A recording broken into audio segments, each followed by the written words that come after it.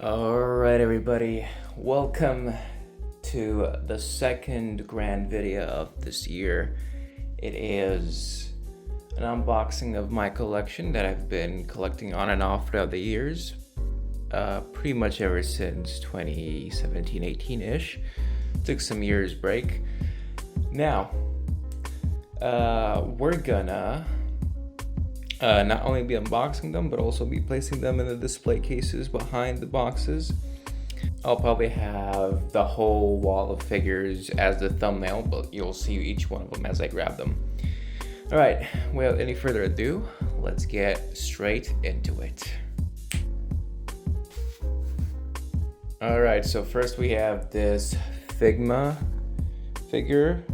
It's Jin Sakai from Ghost of Tsushima.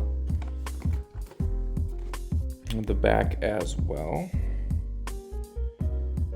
There it is. He has a bow, a tanto, uchigatana, and looks like a wakizashi as well. Alright, well, I have my trusty katana as well over here in the form of a box cutter. I'm gonna open this up.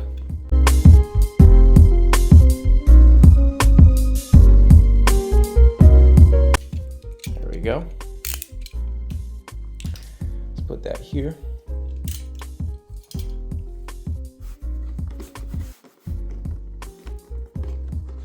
Some boxes I have opened before, most I have opened before to take out the figure and look at it, but since I've been moving around these past few years, I never got to fully unbox the collection and put it on display again after so many years.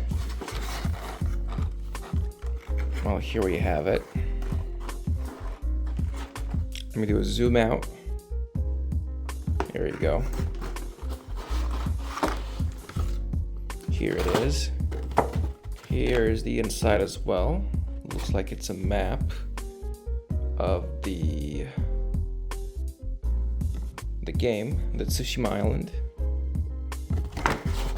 Actually, I don't want to pull it out all the way. You can see it through here as well.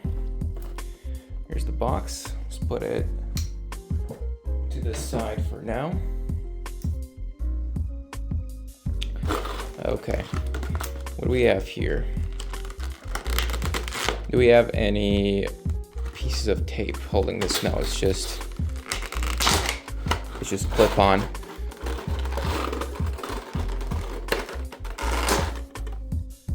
All right, there we go. Jin Sakai. Jin Sakai. Okay. There he is. This is an action figure. Oh, I grabbed them by a sword. All right, so here it is.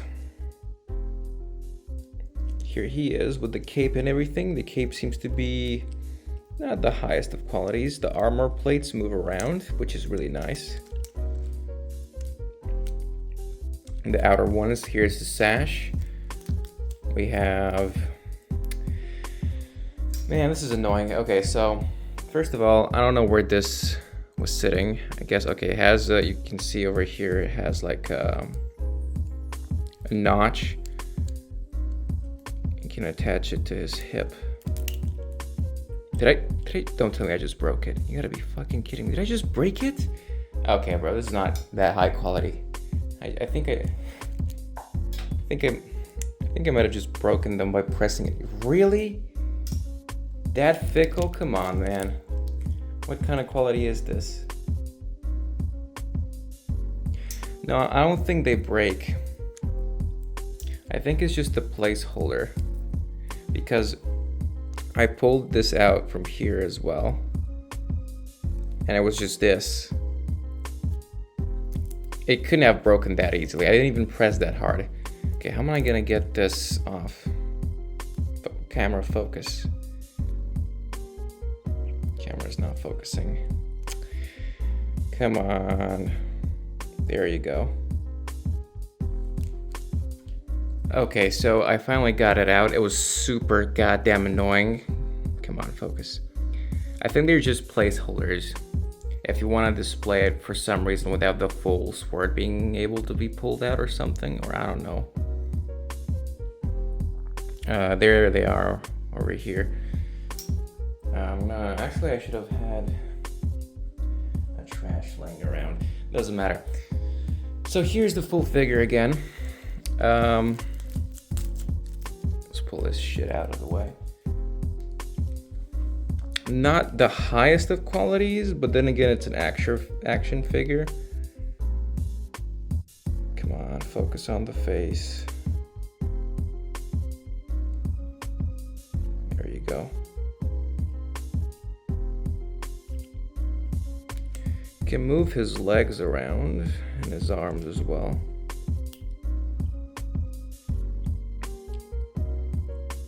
Can take the cape off, I assume. Okay, this part is solid.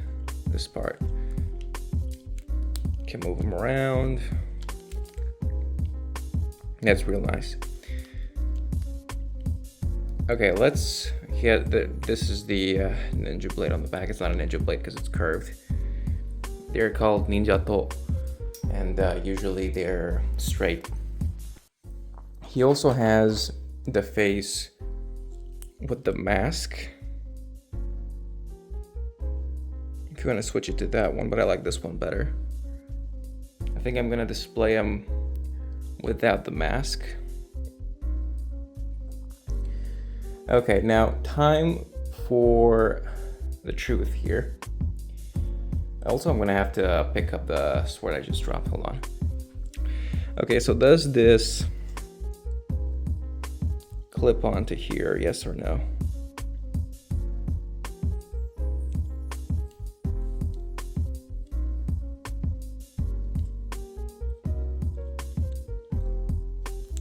It seems like it does, but it's very, very weak. It doesn't stay on well.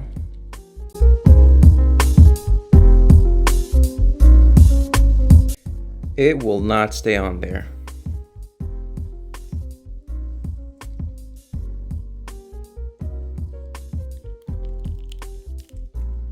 Like, I'm pressing as hard as I can.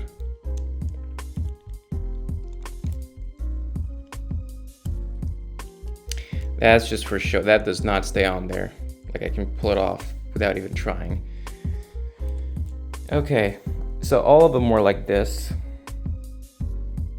I'm pretty sure. And I think they're just for display. Now let's see if I can put this one in here.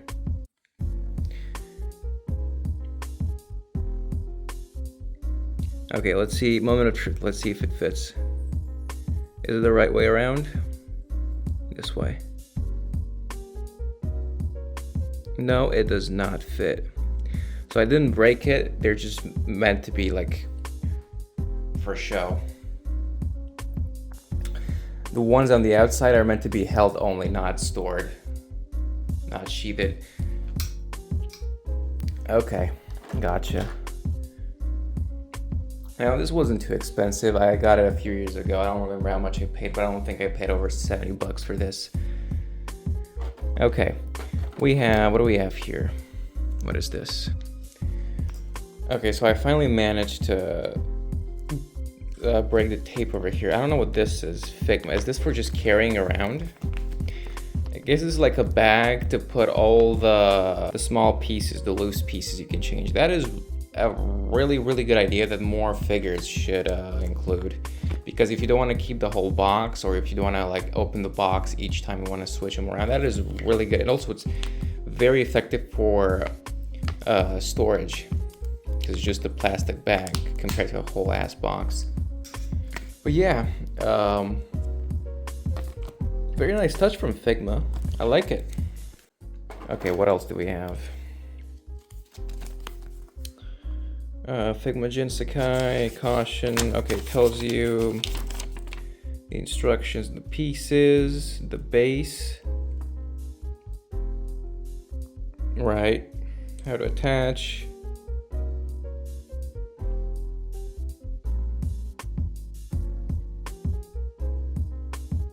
Right. To give the cape a worn appearance, refer to the package images and use your hands or a pair of tweezers to fray the edges of the cape accordingly. Interesting. And then you have the Japanese version on the other side. All right. So here we have the set of hands and the base.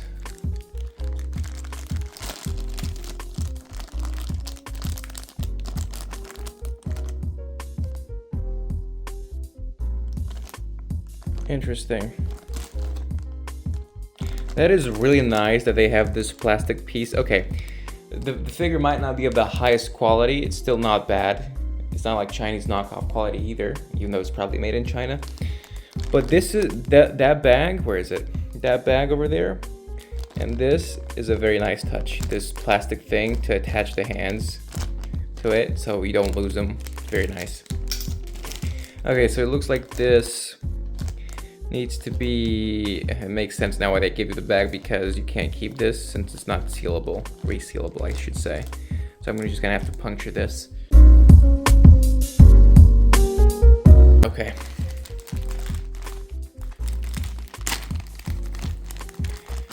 So here is the stand support.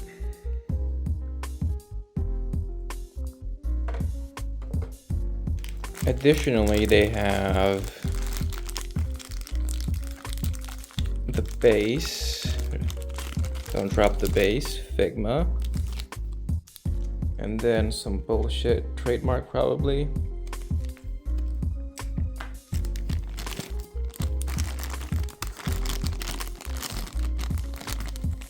The hands.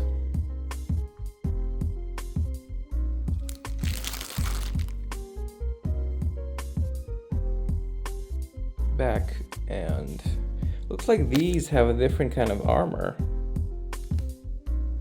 I wonder if this is all left hands and this is all right hands.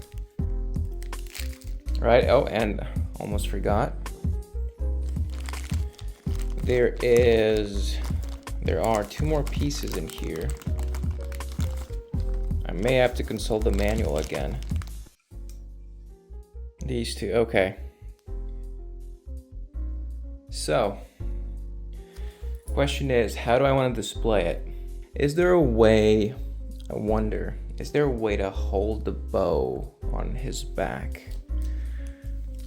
I don't think it's possible.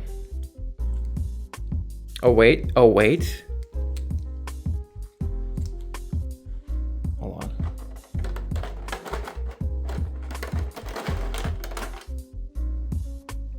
Wait a second, there's no string though. What? There's no string to the bow.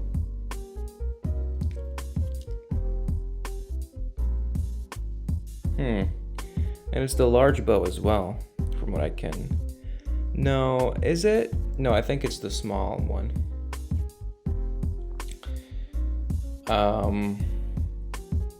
That's interesting, there's no string. Let me take a look again at the instructions. Okay, so let's put it together now. So you can have him have his other swords holstered, or a combination of holstered, sheathed and in his hands. These are just his fists, so we're gonna have to switch the hands around. I still wonder what the hell this is for. Like, what is this notch, this hole for?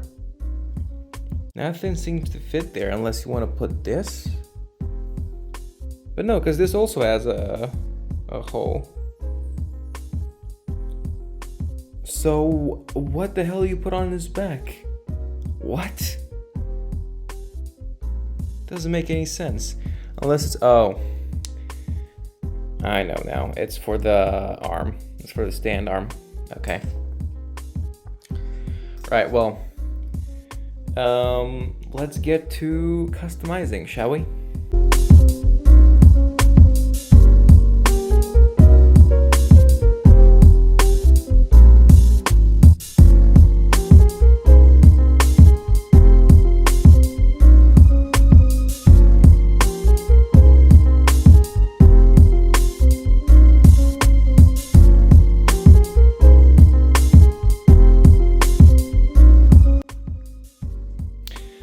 so after a while I was able to get some string from the household and put a string on the bow myself so that I can wrap it around his torso so he can wear it like that.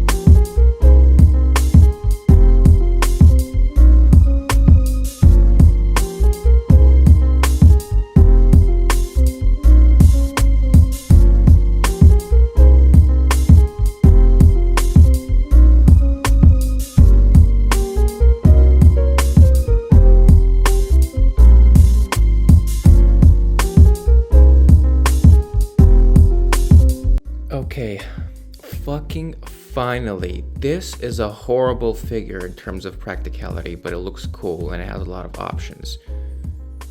So, the problem is I broke this big sword right at the beginning because first of all, it's flimsy as shit, it's very finicky. Everything about this figure is very minutious, very tiny, very small, very easy to break, very fragile, very fucking hard to fix in place. So I had to super glue it. Then I had to get some tweezers because otherwise I could not get a good enough grip on the hilt of the swords to slowly rotate and press down into the hands, because guess what? They would not fit because of the thick hilt. They would not fit at all. So I had to slowly pretty much scrape the paint away. That's how much I rubbed them back and forth, left and right, rotated them, pushed them downwards. I also got a piece of white string from sewing kit to add to the bow so that he can wear it on his back.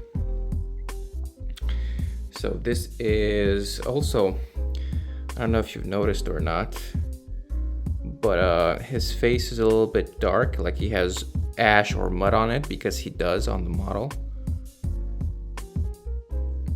As you can see, compared to the neck, it's slightly darker.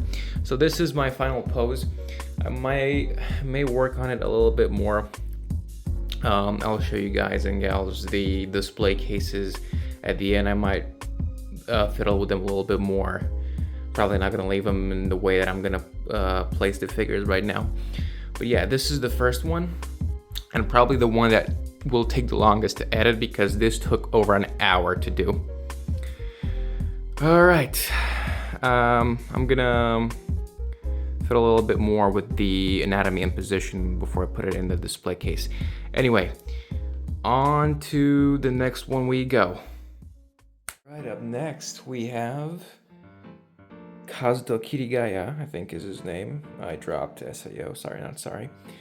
But I saw the first 2 seasons. We have, I think, what was my first figure ever that I bought, and the cheapest one as well.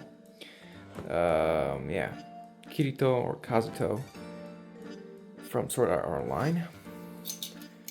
Let's open it up.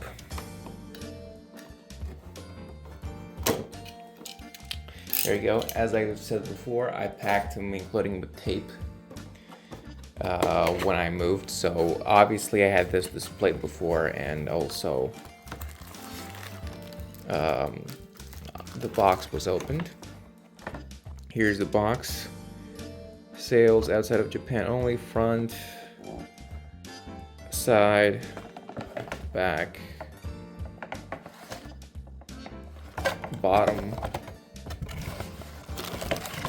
base. Let's put it to the side.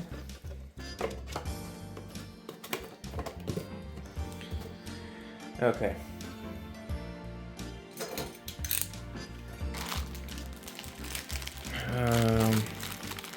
Do I need this? Seems like it might not.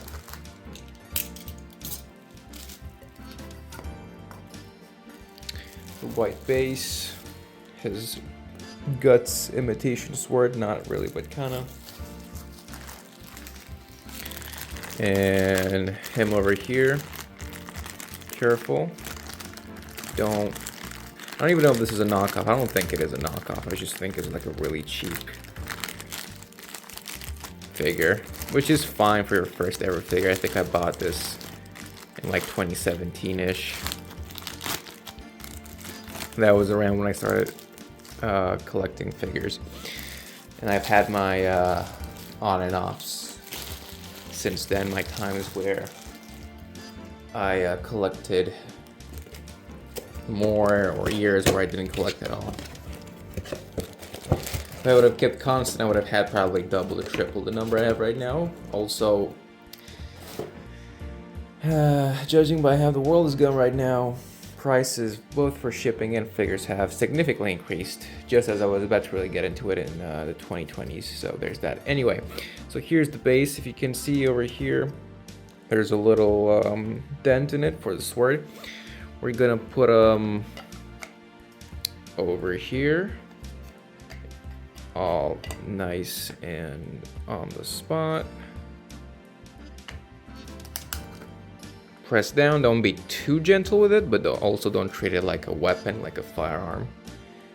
Those things are meant to last. This, not so much. And the sword is not gonna stay. I'm gonna put it in the back in the display cases. You can't see it right now. I'm gonna arrange them around. Okay, so I'm just gonna do this for the camera. Boom, and there's not that much pressure on it from the hand.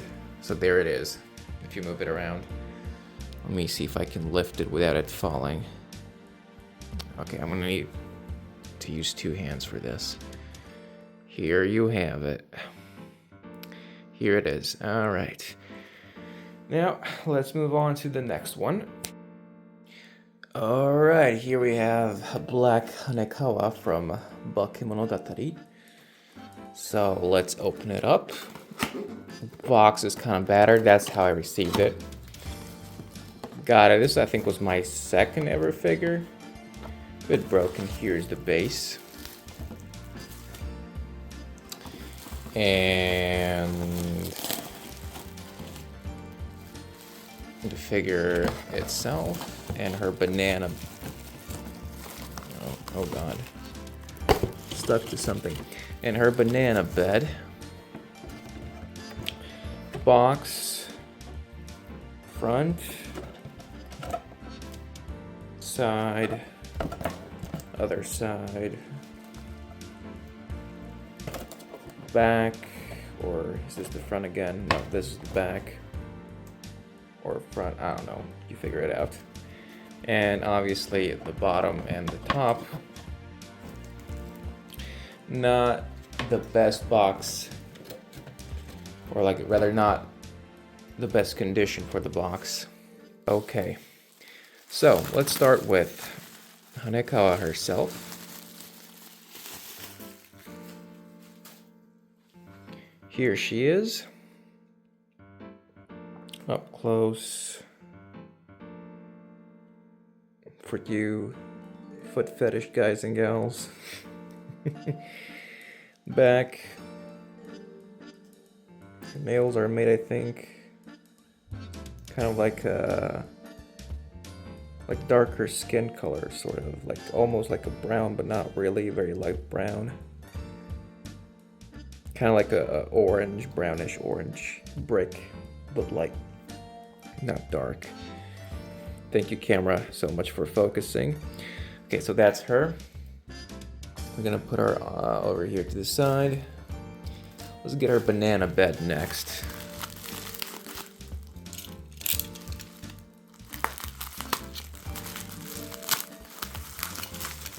Man, I really packed these when I moved.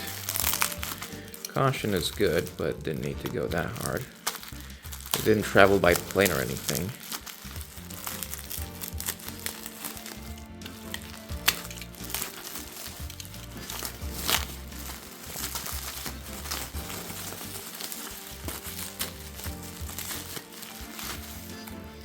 There you go, the banana bed, which goes onto that. And the base as well. You know what? I think I'm just gonna... Sorry, not... Okay, I gotta be careful because I could bend the plastic because this bubble wrap and the tape are really... Careful here. Are really sturdy. Way sturdier than you would think. There we go. Alright. Has like a notch on one side, this side. So it should go like this, I think.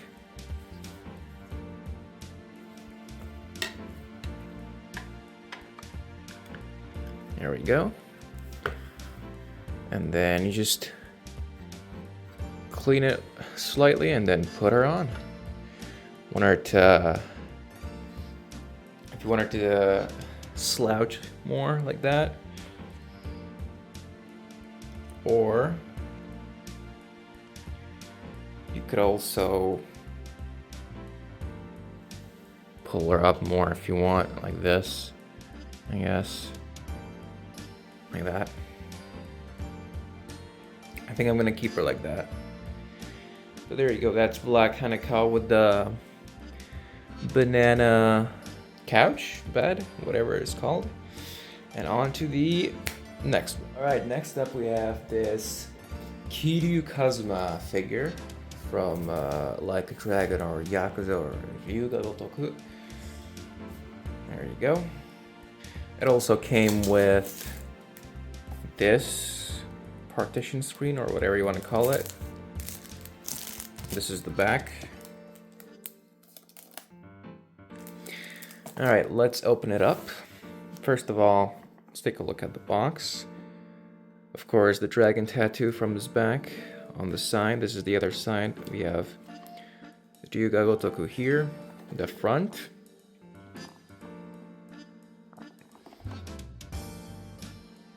I guess it's by Digsta Sega over there, and the back, of course, we have Kamurocho here on the back,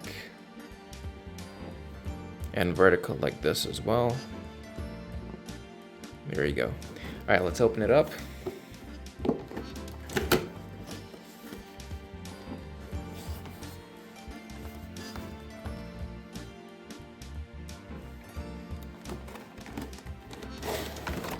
Put this to the side. Here it is. With his hand, he could also hold like a Stamina X. Let's pull it out of the packaging. Here's the arm.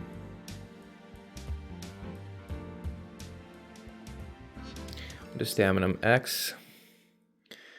Right. And here's the base. Let's pull it out.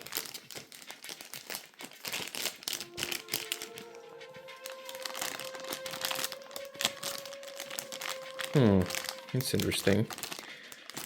I pulled it out before to take a look at it, and the cut is this small, but yet this doesn't really...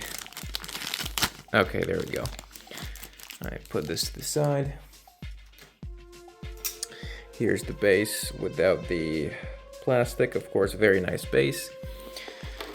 And here is Kiryu himself. The man, the myth, the legend. You can pull off, don't pull on his left arm because you're gonna break the figure. Pull on his right arm. I don't want him displaying the stamina, so I'm gonna keep his original fist. Here we go. Two, as per usual, two holes in his heels. There we go, slides it just nice. There you go. You can even do upside down stances, just like in Naruto. And here it is.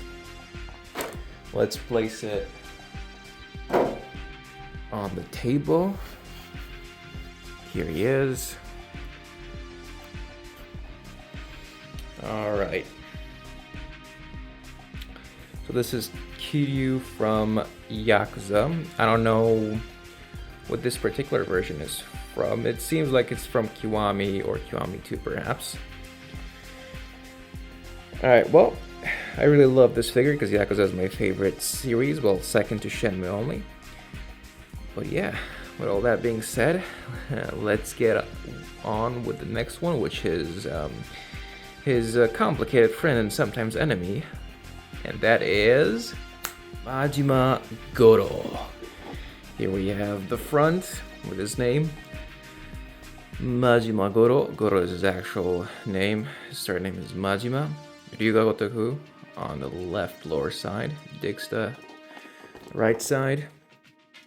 The Hanya demon. The back is the same. Kamurocho.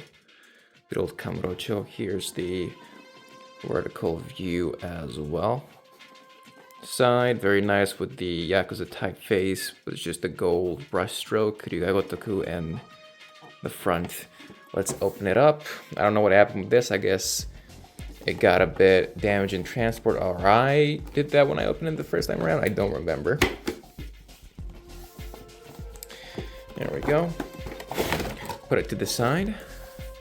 By the way, if I didn't showcase it for the other one, this is what the inside is without the figure, so you can see the back as well. So it's basically the same thing as on the back, but color, the Kamurocho gates, aka the Kabukicho gates from the exact same named district in real life Japan. All right, careful here. He has his Tanto dagger and the Majima construction hard hat, which I will not be using on him. Comes with the hair as well. Here it is. Sore wa are wa Goro Majima Majima na na na do do do do. There you go. I even sang for you the things I do for this channel. And here he is. These are pretty good quality figures, gotta say. Here he is up close. His tattoos, leather jacket, leather gloves, pants, everything is leather, nice shoes. The heels, the back.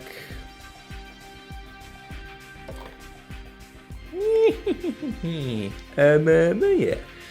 Okay, now which hand can we change? Gotta be careful here. Okay, so it is the left arm, just like with Kiryu, so we gotta be careful here. Pull on it a little bit. Oh no, I pulled out his arm. Alright, let's put it back. Hopefully it fits here. If not, well then, it is what it is. Majima, not only is he blind in one eye, but now he's also an amputee. Don't worry, we're gonna fix him. He also almost became a zombie. Spoilers, but not really, because he didn't actually. In Yakuza Dead Souls. Camera, please focus, because I want to re-record this again. Not that I did, but I don't want to. Alright, make sure it's in there, but don't apply too much pressure, because these things are not that sturdy. And here he is, with his dagger. I'm going to let him wear his nice bowl, weird, crazy guy hairstyle instead of the helmet. There he is. Alright, so that's Majima, but hold on a second. The Hanya base. And in fact, I actually didn't. No, okay, I did, never mind. How could I not show you guys how he looks like? I'm gonna show you the display cases at the end anyway, so stay tuned for that. But in the meantime, there we go. Made in China, of course, it's made in China. Everything is made in China. You just got to be careful what company you're ordering from, because usually Japanese companies, or like Japanese products, figures, but produced in China, are high quality. You just have to have the right mold, the original one in the factory. So here he is. Let me show you how he's standing up. There you go, a little bit of in the field editing, zoom. Can make him face your way if you want. So that's Majima. Goro, that is. Majima Goro. Alright, next. I guess next is just gonna be a surprise. So 3, 2, 1. Oh, wait, hold on a second. I got you, didn't I? He also came with a partition screen, which is this one, the Hanya. And the back is just plain, like this. Alright, now we can move on. So, next. Alright, next up we have Minato, or Minato, however you want to pronounce it. Vibration Stars from Naruto Shippuden. Vibration Stars version, I guess. Namikaze Minato, Naruto's dad. Bandai.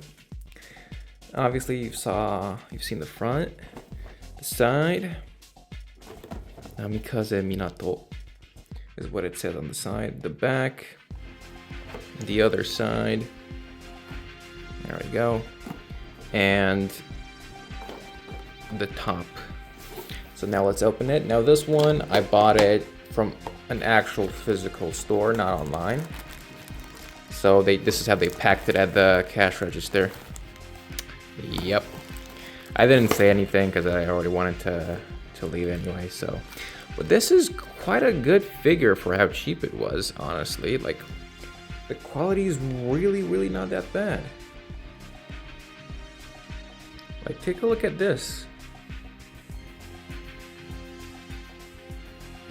The quality is, come on camera, it's right in front of you, camera.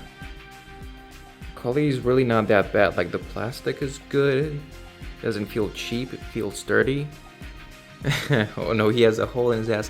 No, that's where the stand goes. The pouch, the sandals, like this is really nice. I think I paid like 70 bucks for this at the very most. The kunai is a bit bent, but it's okay. Fucking stupid cashier. We can fix that because it's flexible. The tip is gonna be harder to fix. I don't want to break it either. God damn it, man. They just stuffed it like that. Fucking idiots. Anyway. Maybe that's why it was so cheap. No, I'm kidding. Or maybe. I don't know. Probably not. The footsies, of course, for you weirdos out there. Actually, no, you're not weird. You're just special. There we go. And it also came with a... Smells nice as well. It doesn't smell like cheap plastic. They just... Wow, they just put this and just like this. I guess they really wanted to go home early, huh? Didn't they? This is the base, nothing special, just a cheap plastic base. It just says Bandai made in China. And Bandai Spirits, interesting. Maybe that's what the branch is called. Bandai Spirits. Okay, well, first off, let's put this over here. It has a special niche. There you go. Get in there. These were displayed in display cases, by the way. So that's why she packed it like that. Yes, it was a she.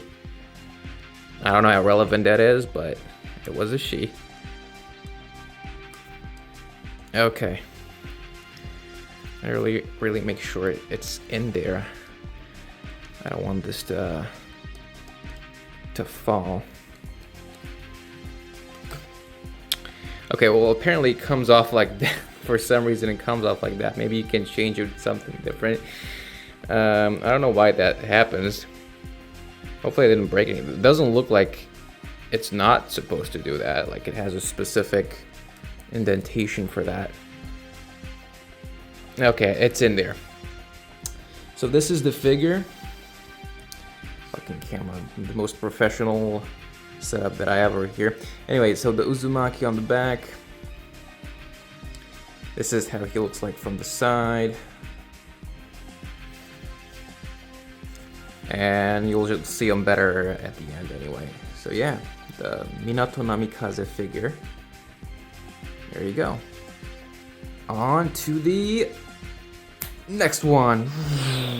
Right, next up, we're gonna go on a bit of a martial arts streak over here with the Hokuto no Ken, or Fist of the North Star.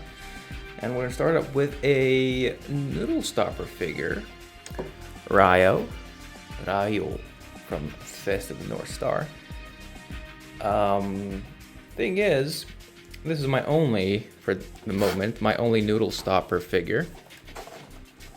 If you don't know what that is, it's basically in Japan, cup noodles, even though they're not that healthy, are pretty popular because they're pretty easy to make, and a lot of Japanese people don't actually have a kitchen at home. Yes, I know, they don't have a stove and everything like that, or they have like one of those stoves where you need like a canister for it, very small one, like a portable one. The back as well. And thing is,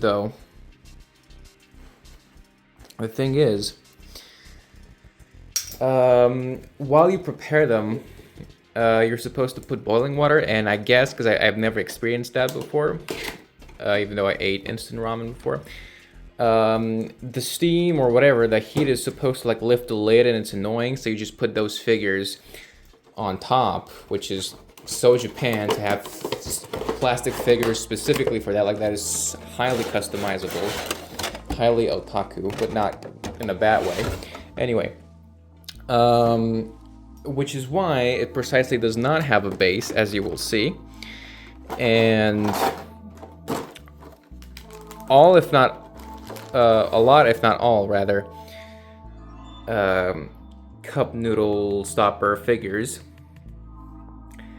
are sitting in some sort of sitting position. They're staying in some sort of sitting position, like just like this. And so since he didn't have a base, by the way, the quality for a noodle stopper figure, the quality is really fucking good. I'll give you a close up here. Come on, camera, focus.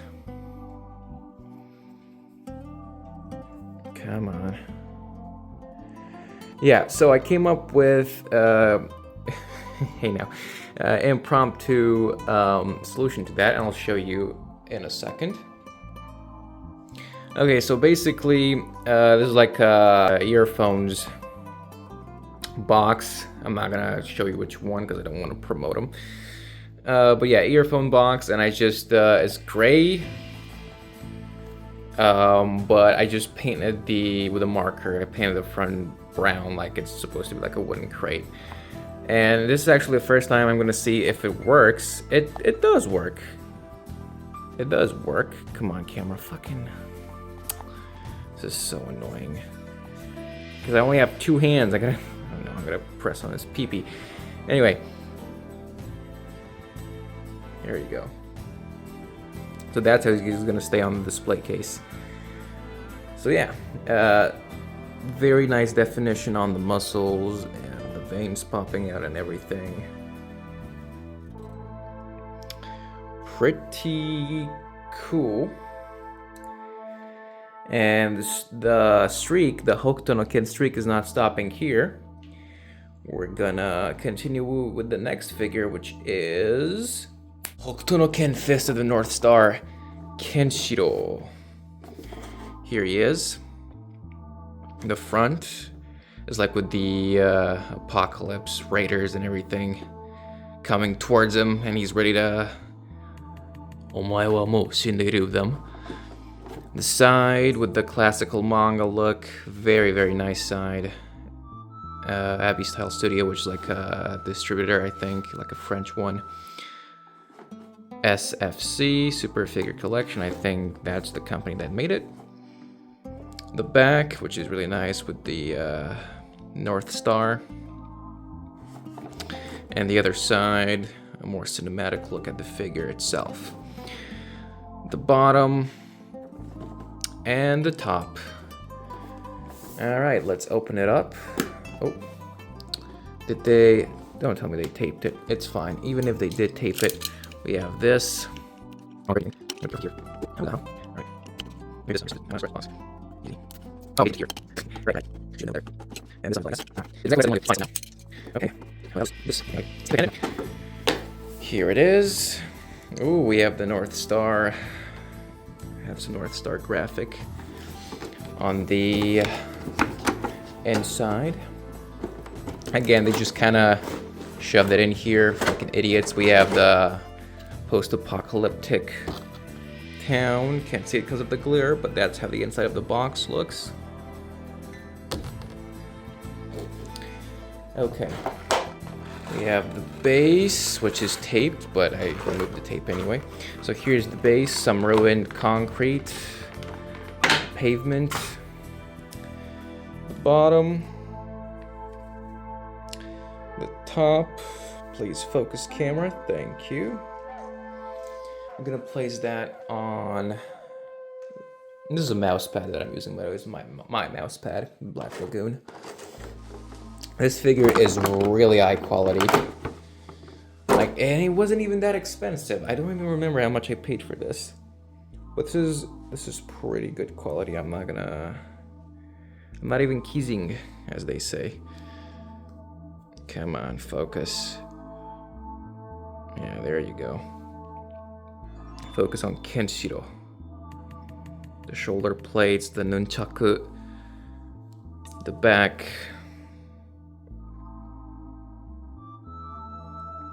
His boots. He's getting ready to throw down. You are shocked. All right, let's put him on the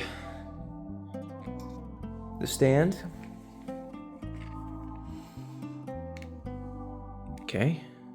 In Premiere here on the Senshi channel, you have him on a stand. There you go, ladies and gentlemen. A little bit of zoom if you want. If not, it's all fine. Zoom out as well. There he is. Very nice, very high quality figure. Look at the shading and the detail. Like this, I don't remember paying so much for it, man. Maybe it was on sale. There we go. There we go. Finally focus where you need to. Nope. Here, there you go. All right. Next figure. 3, 2, 1. Up next, we have one of my favorite figures that I own, actually. Well, all of them are my favorite because I wouldn't have paid for them otherwise. Anyway, we have Kenshiro, Fist of the North Star. I really like Fist of the North Star, in case you couldn't tell. Super action figure, so it's just like the Jin Sakai one. Or Sakai, sorry. Fist of the North Star. Shirtless version. Here we have the side. Here we have the back, and I'm gonna make him kick in my position. Here you go. And this is the other side, which is identical to this side. And the front again.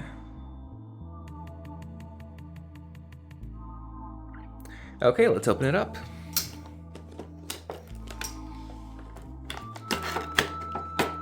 Ooh, here we have, let's read this first because it's shorter. So this says, "Ten ni modoru toki ga kita no da." I think it roughly translates to, the time has come for you to return to heaven. And this one, okay, thank God I asked furigana because otherwise I wouldn't have been able to read this. So this says, Hokuto Kyukyoku Ogi Musou Tensei Mae ni wa shi aru no mi. I don't know what that means. You can help me and translate it in the comments. I know this is like a technique. Hokuto Kyukyu Ogi, I think, yeah. All right. Oh no. God damn it, bro. Whatever. All right, let's grab it. This one has a lot of parts. Hopefully it's not gonna be as annoying as the Jin one. The Jin one's really annoying. Like it's a nice figure, but it's so finicky. Holy shit, I wasted. Like I did not record. I'm recording this video in multiple parts in different days. And it's probably gonna take me even more to edit it. And the first whole day was just that one figure. It took me like so much to even find that string in my house, and then like the string broke and I had to do it. I'm gonna cut that in editing, you don't even know. But anyway, so here we have the base, I guess. Oh, the back looks interesting as well. The base platform. And the fist as well. For each hand. So you can do like multiple, this is really cool. You can do like the 100 crack fist technique. Hyakuretsuken. And this is just some, this is the base with the stand. And this is like about the instructions, I don't know, support something. It's probably available only in Japan anyway. And apart from that, you have the instructions in here in case somebody wants to see them online and they lost them. Here you go. They're in Japanese anyway.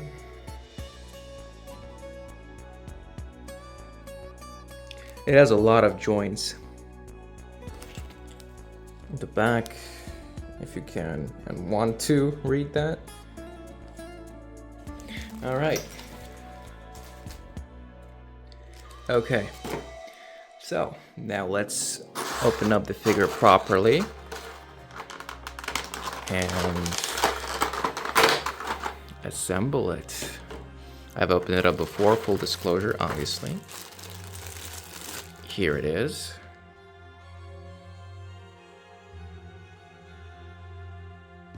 Here you go. The scars on the chest, the joints. I'll show you how it moves in a second. So this is an action figure, but this one actually is an action figure instead of the Jin Sakai one. I don't know why I keep saying Kasai, it's Sakai, which is supposed to be an action and display figure, but let's be honest, more like a display figure with how finicky it is and how soft and how fragile it is. And that's the word I was looking for, fragile. A younger Kenshiro, perhaps. This looks like it could be, or maybe not, from the Fist of the North Star Lost Paradise. Alright, let's put them to the side. So which hand do I want? Do I want both of the fists? Do I want this one? Or do we want this? This is, I think, the head he comes with. This is a normal head with his mean mugging face, his serious, I'm serious now face. But I'm gonna use the one where he's doing the kyai, the warrior's scream or yell. Okay, so I'm not gonna use, unfortunately, I'm not gonna use these because I want him kicking. But these are really cool. I'm gonna use, probably gonna use this hand. Okay, which one do I want? I want, okay, which one is this one? This looks like it's the right fist. So we're gonna want this for this one, right? It fits. And for the left one, which one is the left hand here? Okay, so I figured it out. It's this one. I just pulled it out from here. Alright, so I want his left hand to be like this while he's kicking, like an open guard, not like a fist guard. So this one, very nice quality, by the way. And this was not that expensive. I think I paid around 70 bucks for this without shipping. And his right one is gonna be the fist in motion. There we go, all right. I'm probably gonna cue the, the fast forward now, so enjoy.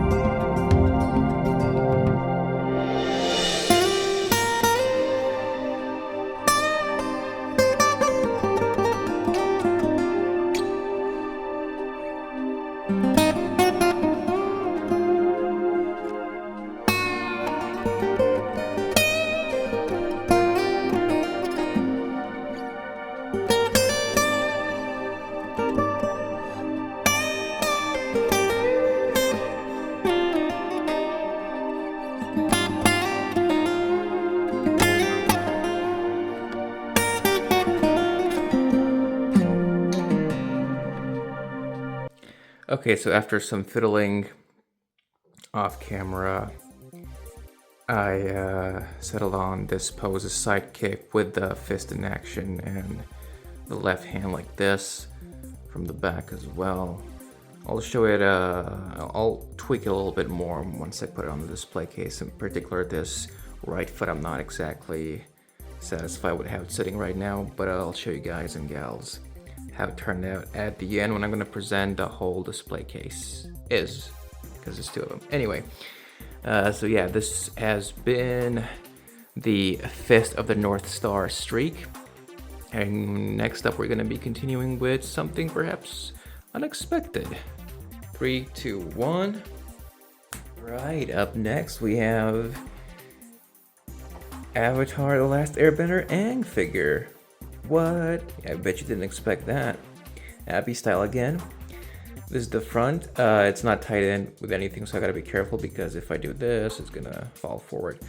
So this is the side. Yeah, like I told you. This is the side. This is the back. And the other side. I don't want to rattle it too much in there. And this is the top. There you go. And the bottom. All right, now let's open it up before Aang Turns into egg yolk in there. Alright, easy does it. There he is, guys and gals.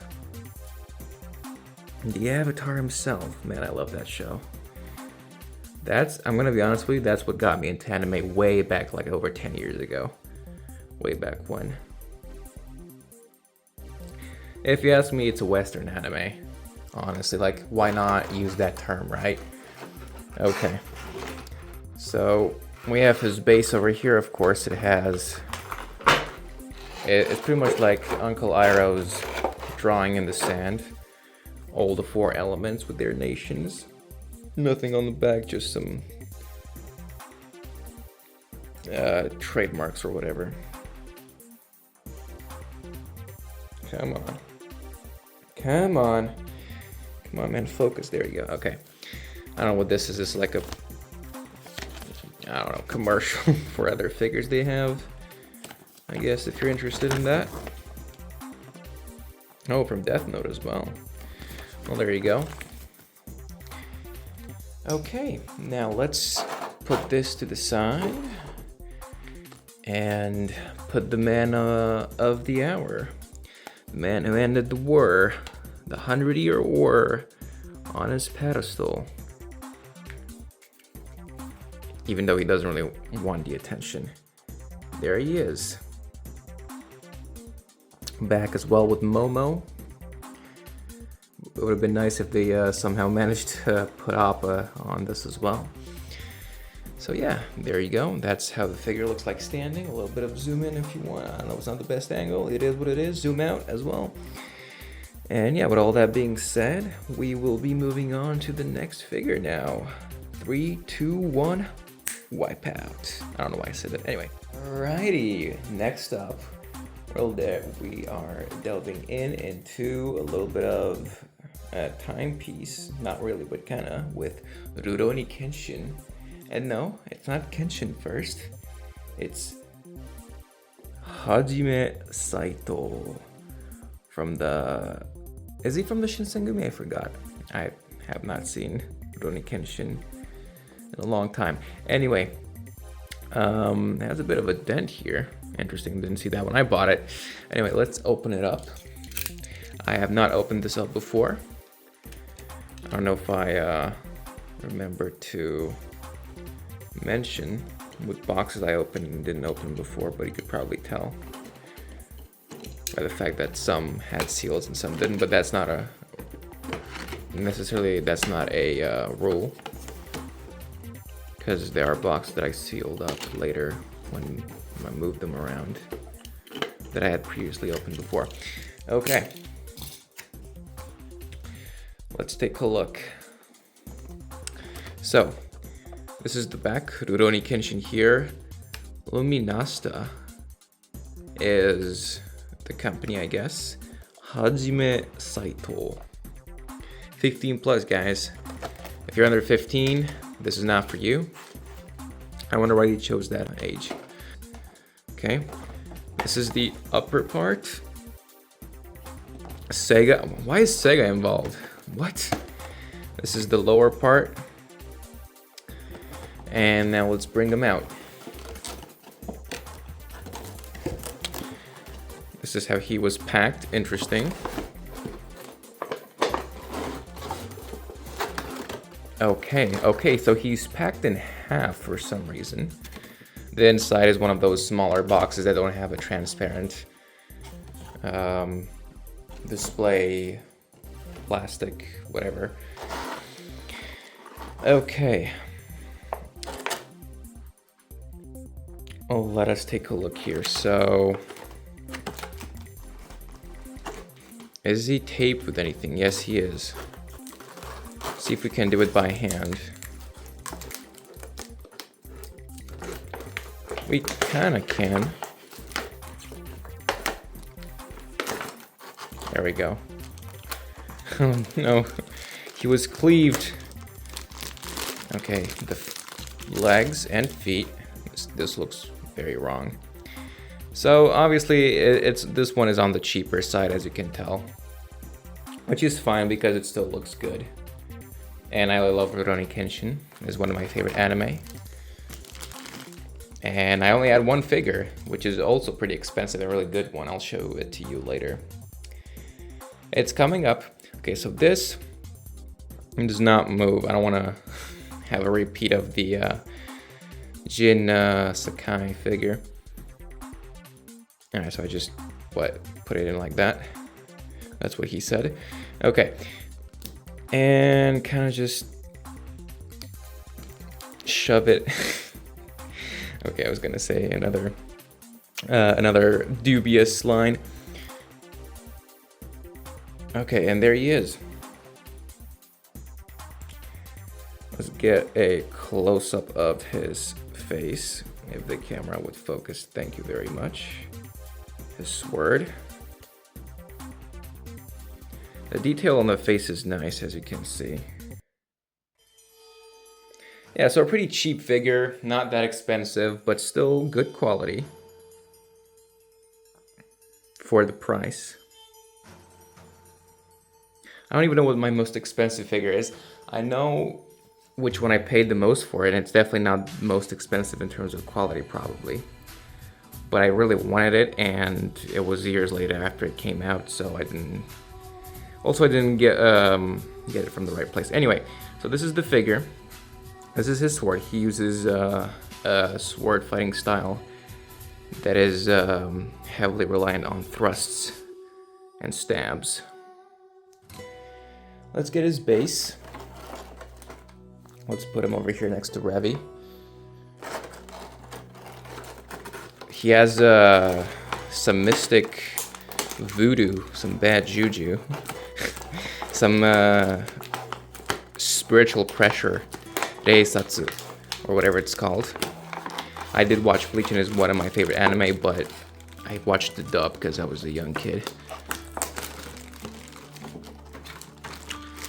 Okay. There we go.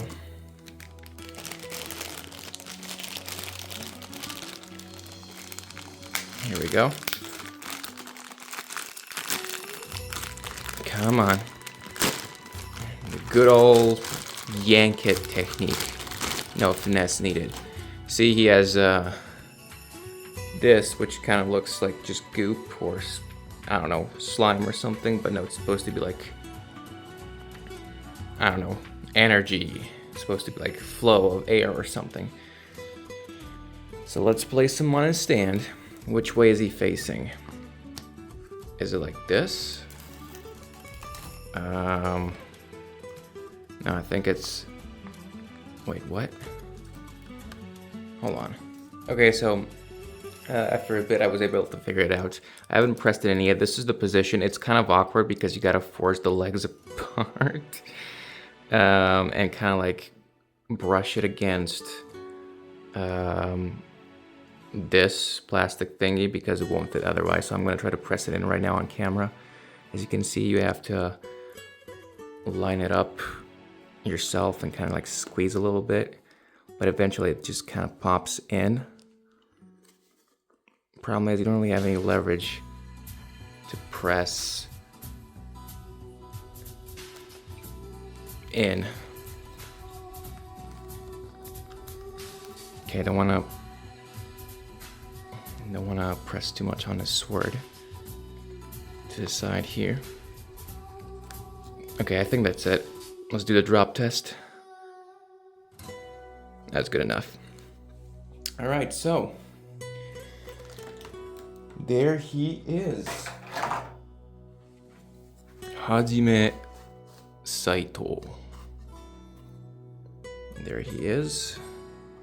The stand and everything. I'm not gonna lie, it looks slightly better on the box. But still, this looks pretty cool for how cheap it was. I think it was like under 50 bucks, which is nice.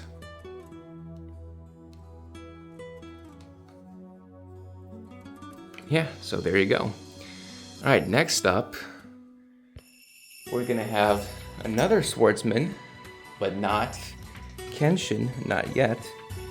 I'll keep that one for later. and you're gonna see just what kind of swordsman we have. Actually, I haven't even decided yet. Could be a female or a male, and both would be true. I guess we'll just have to wait and see in 3, 2, 1.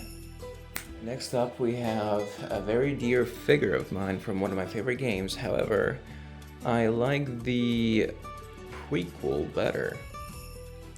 And as opposed to the majority of the fan base or player base who over-sexualize this character, I myself could never bring myself to do it because I just see them in a different light. I just see them as a soldier, and I can't, like, I want to treat them with respect, right? Especially more so because of what they are in their nature, and they're not human. So without further ado and any more cliffhangers, I will show you what my next figure is, and that is gonna be, drum roll please, 2B from Nier Automata. So here it is. The back, the box is kind of bland on purpose, just like the UI of the game. Very minimalistic, very modern white and black tech sort of looking. Nier Automata version 1.1a from Tenitol Itai. This is the other side. There you go. And the glossy front end. And the back has a lot of choking hazard warnings. Okay. This one is another one I bought in store. It wasn't that cheap, this one. And the guy packed it like a fucking idiot. But, like, he packed the base in the back over here. Good thing is the base is probably like the sturdiest one from the whole package when it comes to figures. Made in China. And this is the base, sort of like a, I don't know, melted, post-apocalyptic, I don't even know what to call it, like concrete street, abandoned street from the city. Okay, let's put it to the side and bring her out. Slow and steady. Wins the race. Unpack her. There we go. Oh, the first thing I do, I mean, I just wanted to see, okay? I wanted to see if it was damaged or not, because this thing was in a display case for a while. Before I saved her, of course. Saved is the word I'm using here. And she actually comes with her heavy sword. And I am gonna display her. She also comes with the second face.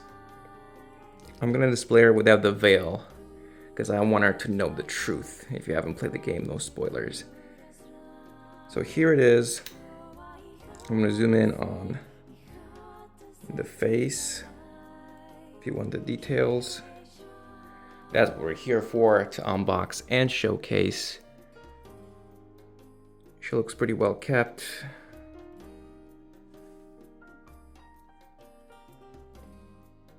There we go. Under her skirt as well, you fucking pervs. Her boots, heels, the back, and the front.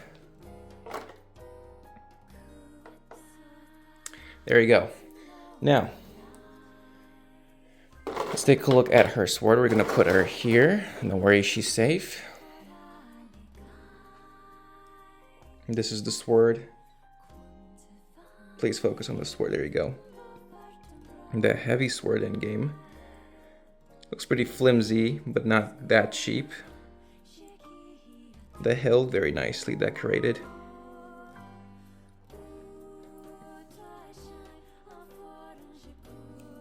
The back as well.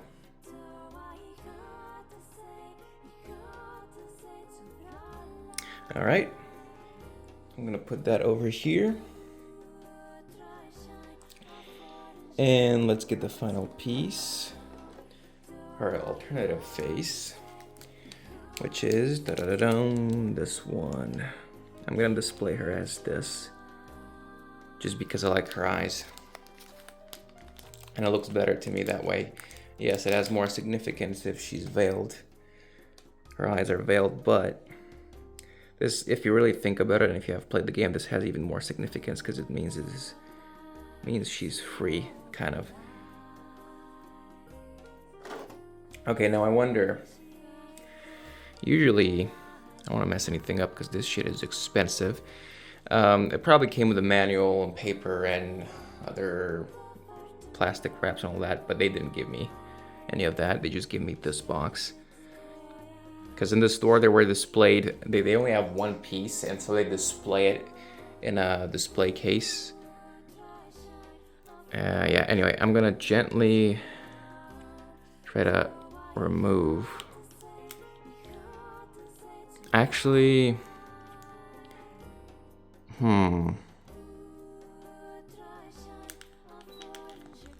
okay, so this is kind of scary because it looks like her head also pops out.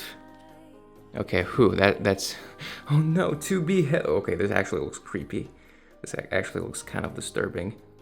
2B, or that's not her true name, but still, headless. She's okay, guys, she's okay. And there's her head up close for you gore perverts. All right. Thank you, camera, for always focusing where I need you to. And slowly kind of wiggle back and forth. That's the inside of the android's brain, if you're wondering. Oh, so it's the 3 pieces, okay. So it pulls out like this. And then we can put it to the side. And bring this new one. And kind of just like a sandwich, combine all of them. So this one goes back in here, right? This looks kind of silly. And then when we put the hair on top, there we go. Now we can kind of display her like, what was her name? 2E? AE? Something like that. Spoilers, I guess, but not really if you don't know the game. There we go, with that cute ass mole near her lips. Okay, and now we're gonna perform the head transplant again, like the headless rider. Here we go. Come on, slow and steady. There we go, don't force it too much. Okay. That should be it. So here she is. 2B. And all of her booty glory. Okay, that's enough. Alright. And now let's put her on. Actually, I think he just holds her sword. Actually, no, I think it's... Okay, so that's why it has this weird... I was wondering, why does this sword have this weird tip? Camera. You see this weird tip? Because you embed it in the figure stand. Alright, so let's put this to the side for now. You're so lucky you get to see only the best of the best in terms of the footage. You don't get to see the raw footage where I have to clean everything up. Okay, so let's put this down. And how does it go? Something like this, maybe? Yeah. I think so, at least. Yeah, okay, because this one, you see, this one has 2 stubs. Okay. Right.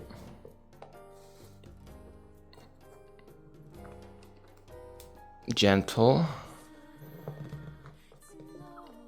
There we go. Okay, now she's looking at you. Say something cool to her, guys. Don't be pervs. Okay, respect her. And now for the sword, which is just gonna be like this, I guess. Let's zoom in a little bit for you guys and gals.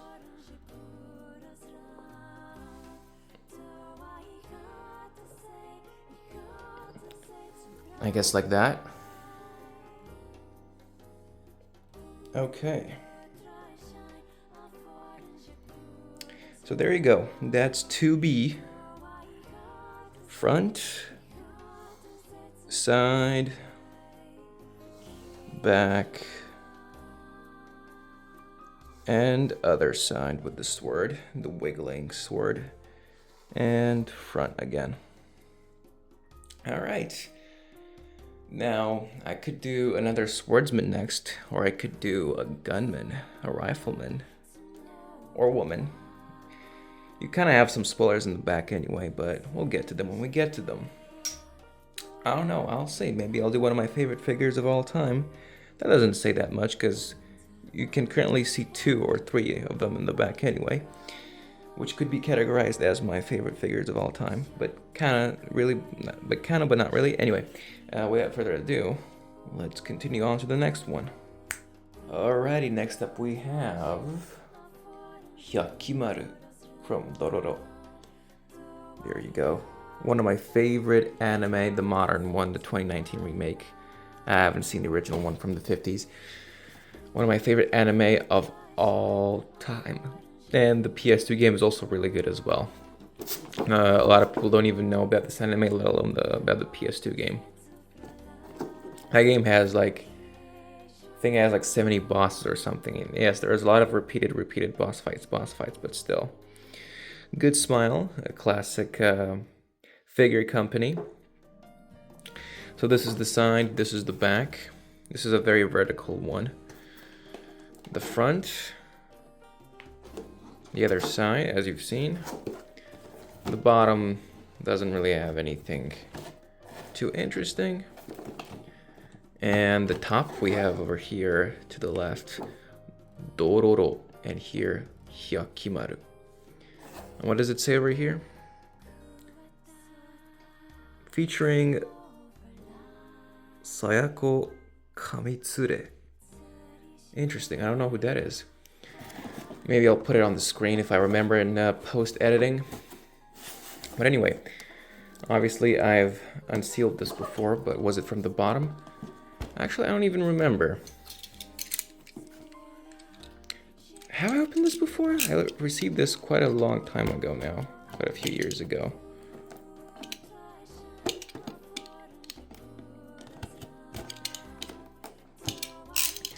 All right, there we go.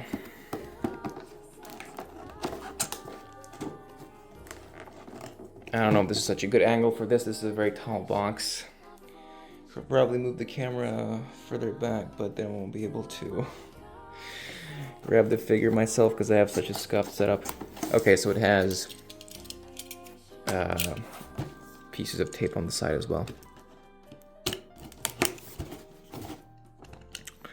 There we go.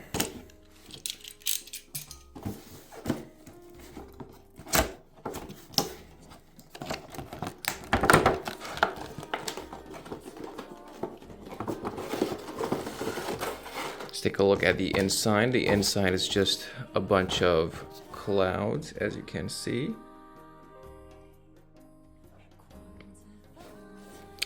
And here we have the manual, I guess. The manual for a figure. All right. Let's take a look at the manual. How to attach parts. Interesting. Okay. And on the other side is the Japanese version. There we go. I'm sure I'll need that in a second or two. Is this taped? No, thank God. Wait, is it? No. Just has those tabs. No, is it? No, okay. It's just... No, it is. It's taped over here. I was like, those tabs are pretty strong, man. Alright, any other place?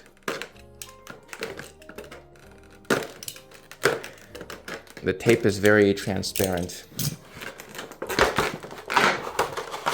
There we go. Kind of feels like opening a coffin or like a mold when you do that. That is not a pleasant sound. Okay, so let's pull him out. I don't even know if I... Ooh, specifically for his hair. Do you see this?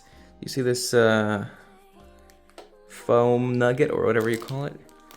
That's nice. That's attention to detail.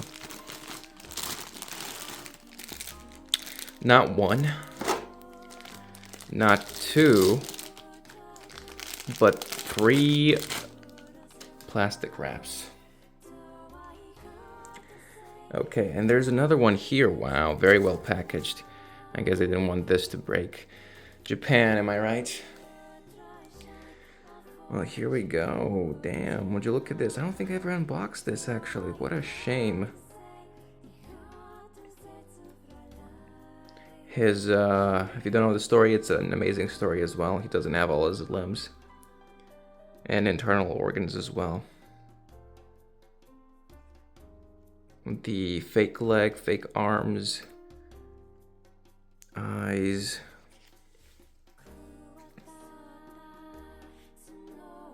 His yukata.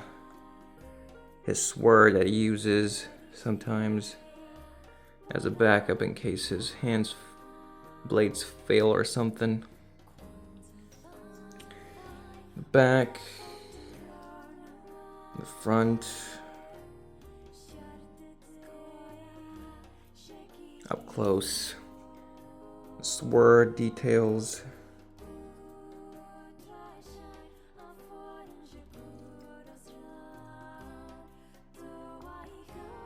the hair. Look at the hair. And the shredded edges and seams. Okay, well, what do we have here? That is definitely taped onto there. I'm gonna have to open that. Let's put him over here on his side, not on his hair. Does this actually move? It doesn't seem like it does. I'm not gonna push it anymore. Okay. Actually, let's grab his base first.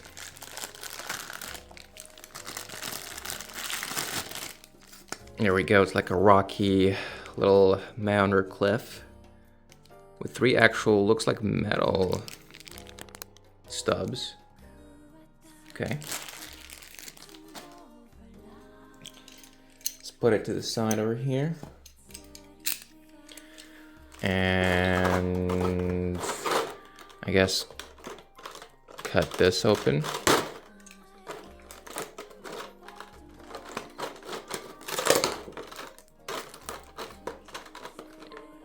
And there we go. And this is if you want to display him. Excuse me. This is if you want to display him with, I guess, his other hand having a sword equipped. Or you could display him like this, like he's an amputee with no sword in there. I think that's the only change you can make to the figure. Let's take another look at the manual real quick. Attach B to C. Yeah. Can be removed. Wait, hold on a second. Okay, so upon further inspection, both of the instructions and the box, after I lost this tiny little piece of shit plastic piece for like the past 15 minutes trying to look for it, I finally found it. It was on the mouse pad somewhere under something. I don't know how I didn't see it. I thought I removed everything, but until I shook it, I can find it. Anyway, upon further inspection of the instructions, which I won't bore you guys with, you could have paused and read it for yourself. I'm going to put it here so I can see it. There's another piece. I took a closer look, so there's another piece in here.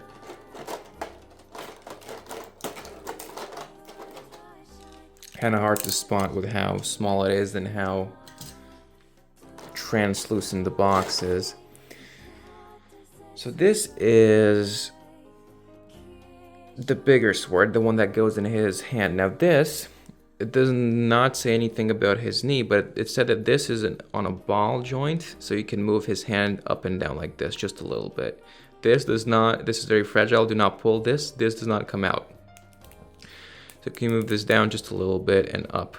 I'm gonna have it up towards his mouth like he's biting his prosthetic hand off to reveal the blade like he does in the anime and the games. So I'm gonna have it like that. And the big one is for his right hand over here. So we're gonna try to put that in gently.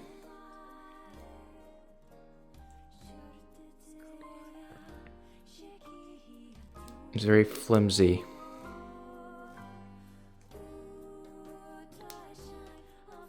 Oh my god. Okay, so the problem is that the sword is very thin and flimsy plastic, and the figure is solid, so if you press too much, you're gonna break the sword, like I ended up breaking the one with Jin. So I just kind of like did this, even though it looks weird. I just kind of like did this slowly until I pressed it in almost all the way. And now it's in there, as you can see. There you go. Now for the other one. All right, how does this one go?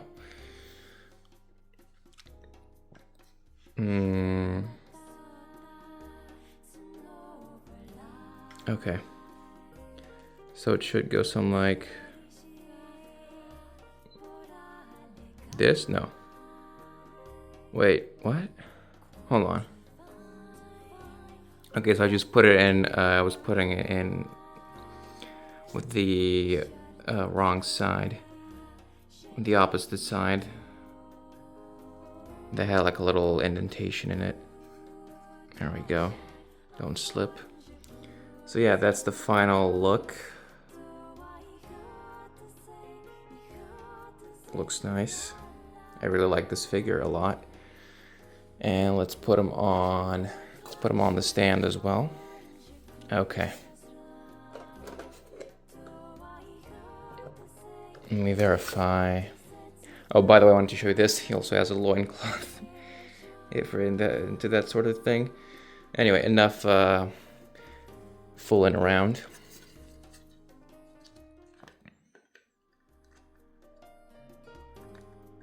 Okay, so it's like one of those figures where you have to bend the leg a little bit, otherwise it doesn't go in just right.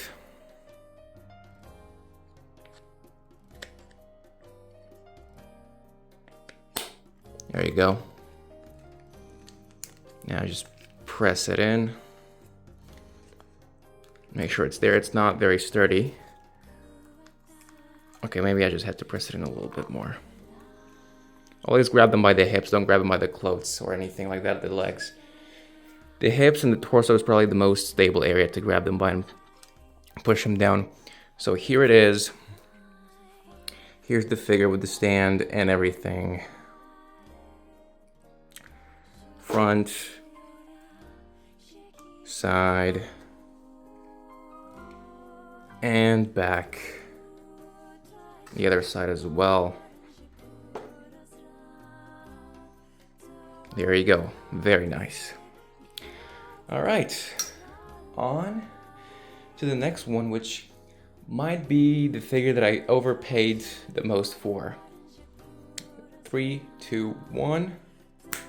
Alright, next up we have one of my favorite characters of all time in anime, and that is Spike Spiegel, 1/8 scale pre-painted figure from Cowboy Bebop. This is the front, by the way, it's kind of sun damaged, sorry, not sorry. The box, not the figure, of course. This is the side. There you go. For ages over 14 years. What is with 14 and 15? What, after that you can't choke on the hazards or what? Sculpted by Kotobukiya. Very nice. This is one of my favorite figures. Wanted Dead or Alive. Spike Spiegel, the gun there. Kind of looks like a Desert Eagle. The rose. And this is the top. I don't know why. It has 3 little windows. And this is the bottom. All right. Well, let's go ahead and open it up.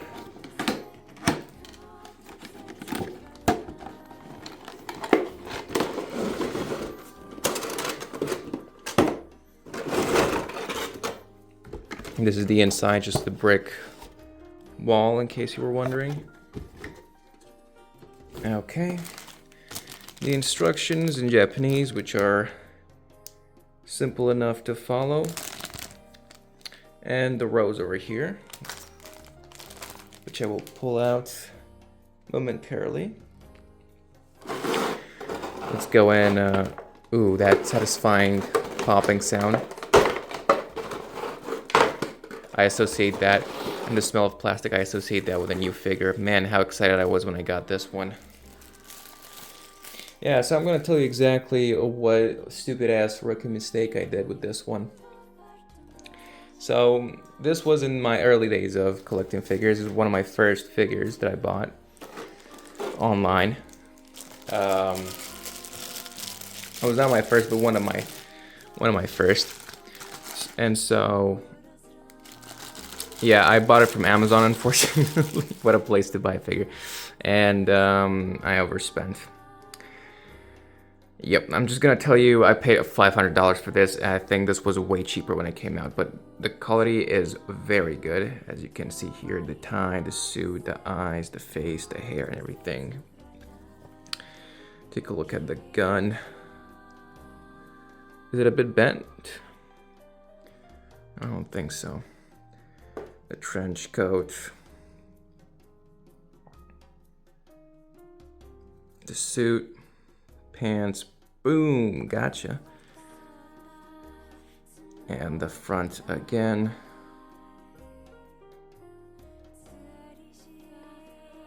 There we go.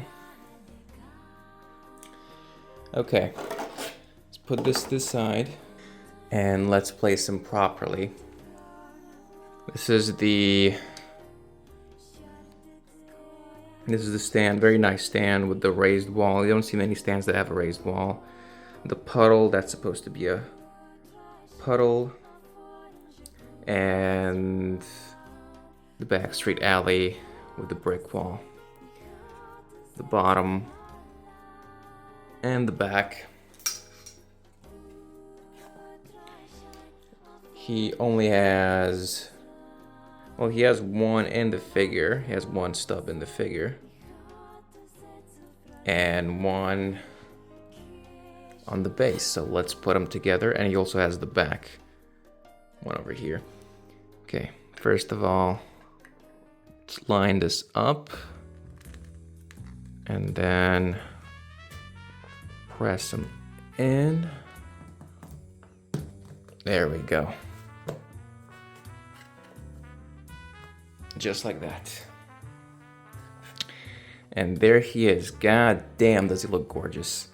And not in a homoerotic way, but this figure is very high quality. And I love it. That smirk though.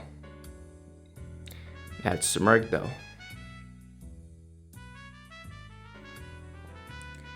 Very nice. Here's a one, this is flappy by the way, it's not solid, but I wouldn't advise against Wiggling, I would advise against wiggling it too much. Actually, there's something written. Oh, well, it's probably made in China or something. Yeah. Sunshine. No, Sunrise, the studio. I love Studio Sunrise and Madhouse. They're my favorite studios. And there you go. The shoes as well. And of course, what we have to do, the cherry on top, or the rose on top, if you will, is one last detail. And that is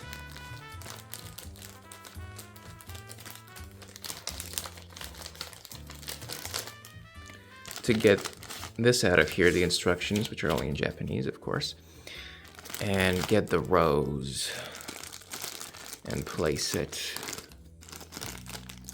And there's the rose.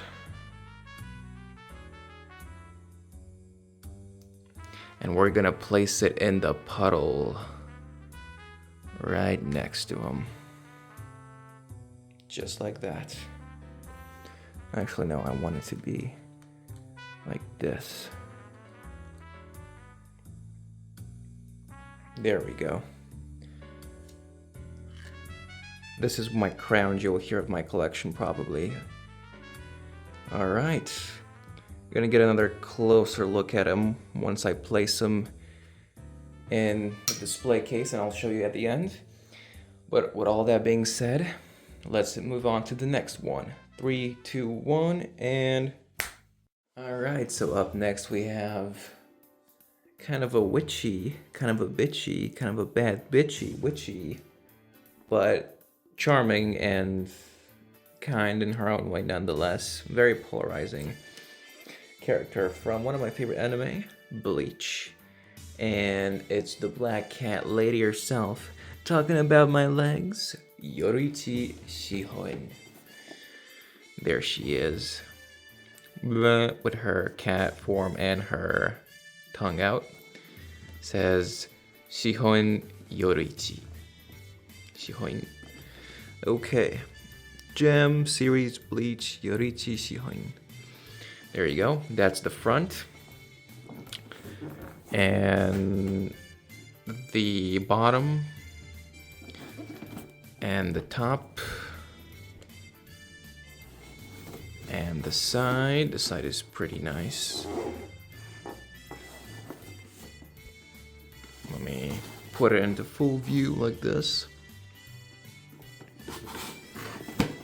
The other side.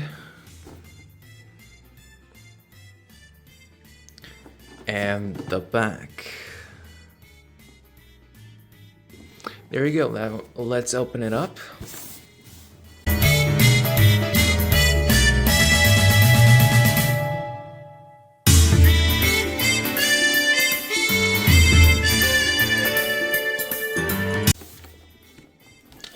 What does that say? Review? Okay, some sort of review. You can scan that and leave a review if you want. Don't also forget to leave a review in the form of a like or a comment on my video. I almost never say that. Ooh, this one is really nice. I apologize if I forgot to show you the inside of some of the previous boxes, but here it is. It just says Yoruichi Shihoin. Purple, of course, because it's her. This is a very nice figure. Pretty high quality. Let's remove the tape from here. It is a pretty... Okay, you know what?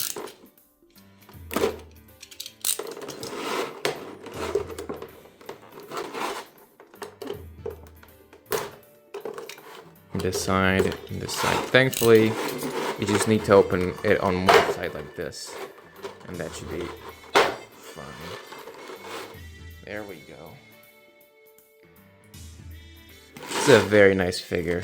I really love this figure a lot. Very high quality. Very nice boobs. I mean, luscious hair.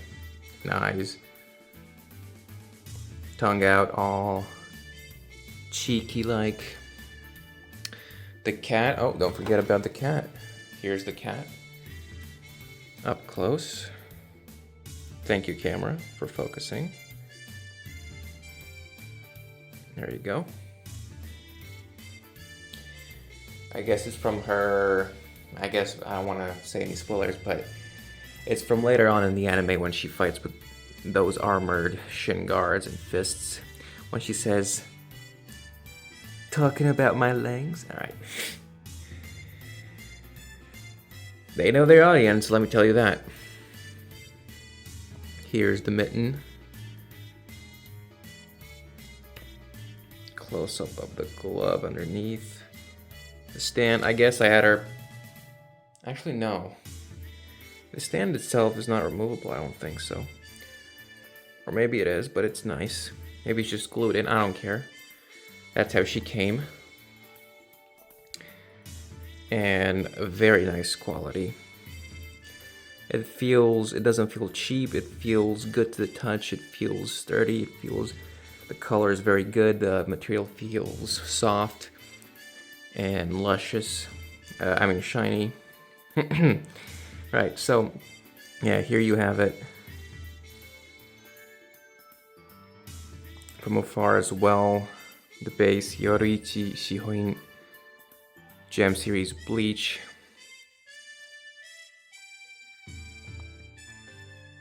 There she is. On the back as well. And how do we place the cat, I wonder?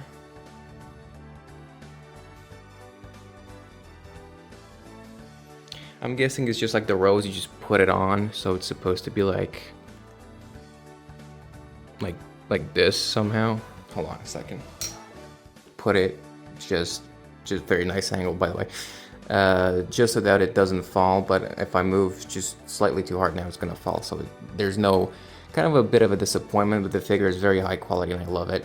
It's very sturdy and I don't know, like substantial. Doesn't feel like it's hollow on the inside. Feels like there's a lot of good material, a lot of good plastic. Yeah, bit of a disappointment that you can't fix the cat in place, but it is what it is. Maybe they just didn't want it to look weird, like for the Yoruichi to have like a stub or something on her thigh if you don't want to display her with the cat, but why wouldn't you? Unless you want to look at her camel toe. Anyway, so I'm gonna try to place it very slowly. There you go. Maybe as a magnet or something like that, probably not. We can zoom in a little bit as well. And there it is. Alright, I really enjoyed this one. I feel like I'm saying that for each one of them, but I genuinely am, otherwise I wouldn't have paid so much money for them. And we're gonna do a very approximate, very estimative value for my current collection at the end as well, so stay tuned for that. It's probably just gonna be all fun and games price, probably not that accurate, but still. Anyway, let's move on to the next one, which actually this time is probably like top 3 favorite figures in my collection. And because I fucking love the show and the manga and the character and the anime. I guess the anime is the show. Anyway, 3, 2, 1. Let's jam. No, that would have been good for Cowboy Bebop. 3, 2, 1. Bang. Alright, up next I have one of my favorite figures that I own. And without any further ado, I absolutely love this figure. It is Revy from Black Lagoon. But she does not goon. There's the back, very nice. Quite the big box, this one. The side. The other side. Revy 2-hand. It's not 2 hands, some people make that mistake. I think they made that mistake in the anime dubbing. 1/6 scale pre-painted figure. Revy, same thing here in katakana. Revy 2022 version A. And here's the upper part. full cock, right? Like you would cock a pistol, I'm sure that's what they mean. And the bottom, which is some warnings here. All right, let's open it. Okay, it's a pretty tall one.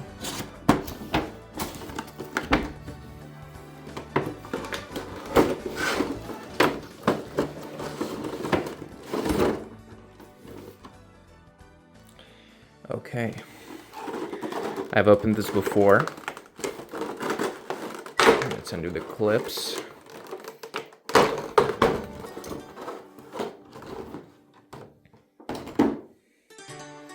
I absolutely love this one. I think this might be, I don't know if it's my favorite, but it's definitely top 3 favorite figures that I own.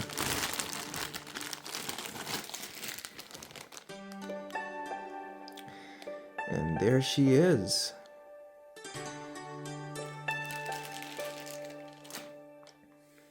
Let's take a closer look. Very shiny skin. Very high quality figure. Very nice. Very well painted. Excuse me, camera. There you go, look at the laces. Look at the belly button and the belt. Skin looks natural and luscious.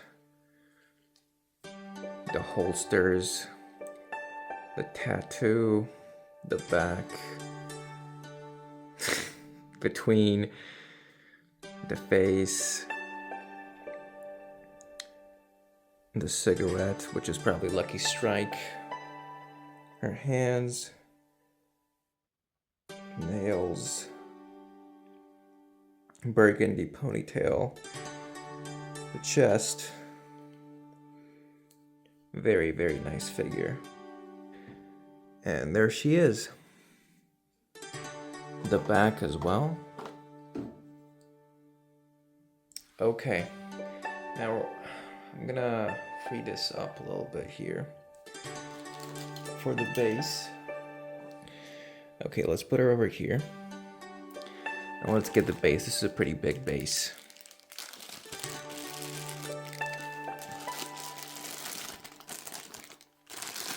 Black Lagoon. Very, very high quality figure. It's like a bar floor with broken glass and a stool leg. A 2x4 Black Lagoon. Very nice. On the back, as usual, made in China probably. Yep. If I could get it to fucking focus. Okay, made in China. And then something written in Chinese over there. Okay. Now, we can display her with both of her guns, or I could holster them probably. You could holster one of them, but I want both of them drawn. Otherwise it would look silly in my opinion. So let's put the base down.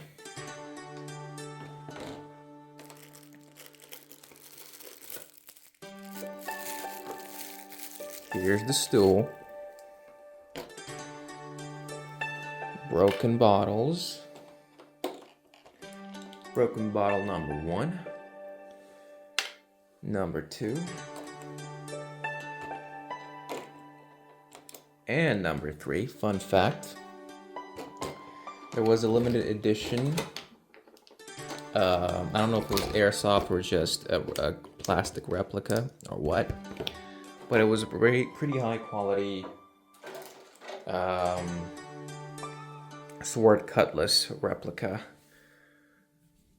for both of them, the akimbo pair, being sold online a while back. I didn't get one at a time. Here it is, sword cutlass, Beretta 92FS mod. Okay. Right, well then. Where does the stool go, I wonder? I guess it's just knocked down. Here's the stool. I guess it has some gunshots in it. Oh, it has this peg over here, the stub. So you can place it so it doesn't slip away. Okay. I guess it goes over here.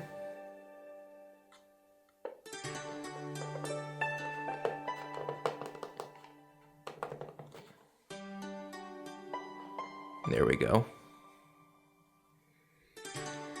And now let's put the guns in her hand. It shouldn't really matter what gun in what hand, as long as they're, oh no, as long as they're placed well enough.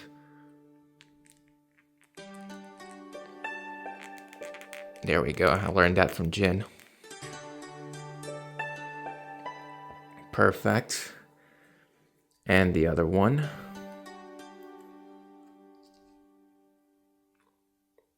Just kind of wiggle it in there. Okay, there we go. Perfect. Look at that. Awesome. All right. Now, let's place her on the stand. Let's get the bottles out of the way. We'll put them after which one. She has two, actually. But I only see one, though. That's weird. I guess it's like this.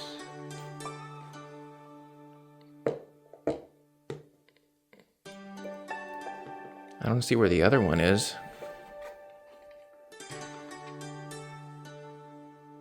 That's weird. Hold on. Okay, so apparently, I don't know why it has a second hole. Maybe it's for a different type of version for this. I just had to like screw it, like go like this, like back and forth like this, and then push it ever so slightly. It went in, but oh my god. Should be fucking careful, Senshi, watch out. It went in eventually, but took a little bit of force, so I had to really be careful there. Okay, and I see 3 holes, so I think the bottles themselves have little stubs, as you can see. Yeah. Alright, let's put them in.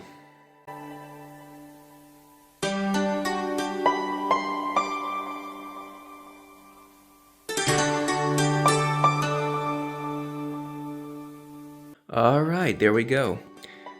I ended up changing my mind there on one of the bottle placements. I thought it looked better that way. So this is the complete figure.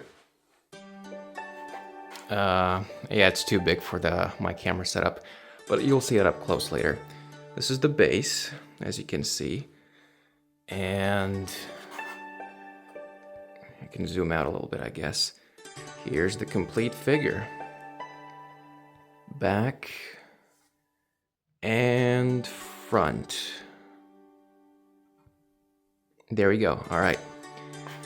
On to the next one, which is going to be very in theme with this one as well. And also probably top 3 favorite figures that I own. 3, 2, 1, and a go. Right. And up next, one of my favorite women in all media. Not my favorite, no. But one of. I guess the previous one also was, but still, kind of a scary lady here. We have, well, actually, you can see her right now on the mouse pad, and that is Balalaika herself, right? Or Sofia, as is her real name, I think. From Black Lagoon again. This is a very tall box. Not really that friendly to my setup, but we'll make it work. All right, here is the front. This is a very nice box, by the way. Balalaika Black Lagoon over here. I don't know what this means. This means woman, though, this kanji character, and this is verb from version. Guess it is... I can't focus it with one arm. Come on, camera. Come on. It's Medicos Entertainment? Yes, because it has like a EKG. I think that's what it's called. The back is very beautiful. This is the concept art for the figure itself. Illustration by Raioh. Very nice. The throne with the tiger paws as well. Or lion. The back, which shows you what the figure is.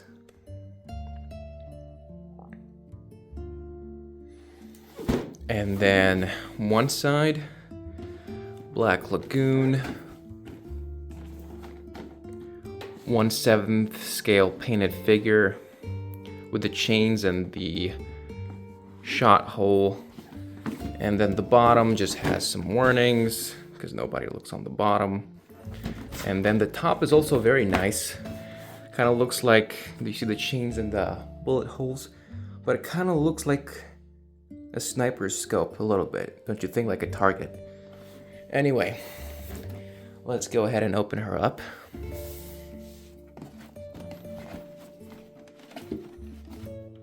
I'm pretty sure I cut the tape on the sides this time. All right, there we go. Very nice turquoise inside color for the box. There we go. Here's the inside of the box. Pretty bland.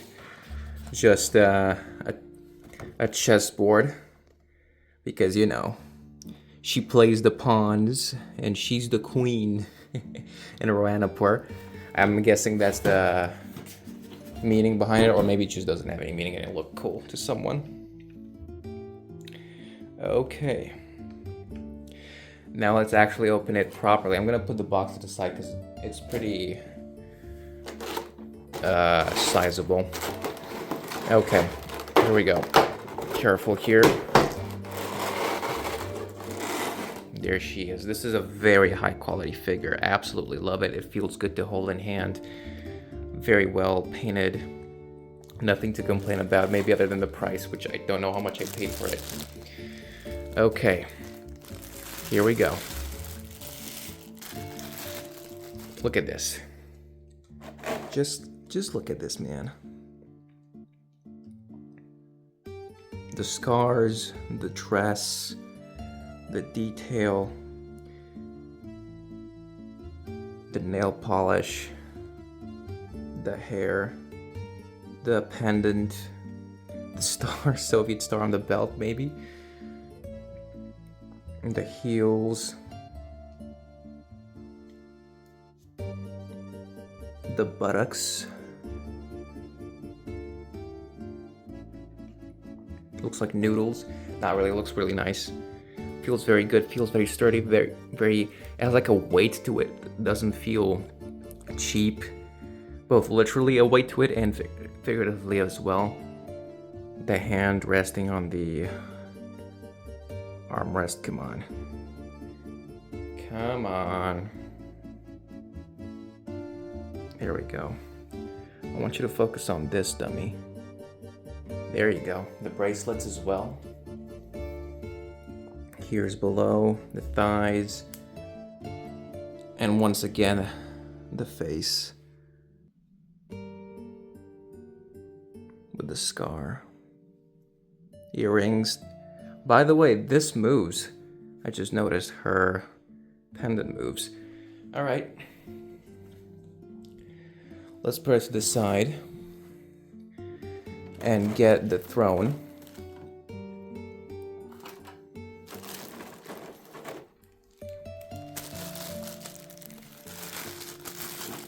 The throne is also very high quality. Let me show you. It has weight to it. The cushion is very nice painted. The backrest, the arms, the back as well. Bottom probably says Rei Hiroe or something. Made in China, Black Lagoon. Yeah, it probably says.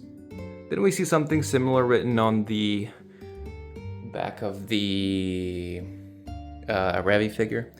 Maybe it just says Rei Hiroe. And of course, to emphasize that she's a lioness or her power or whatever, not only are the armrests tiger or lion shaped, but the feet of the chair, or the throne I should say, are as well, as you can see here. Very nice. And also, one last piece of the equation. She has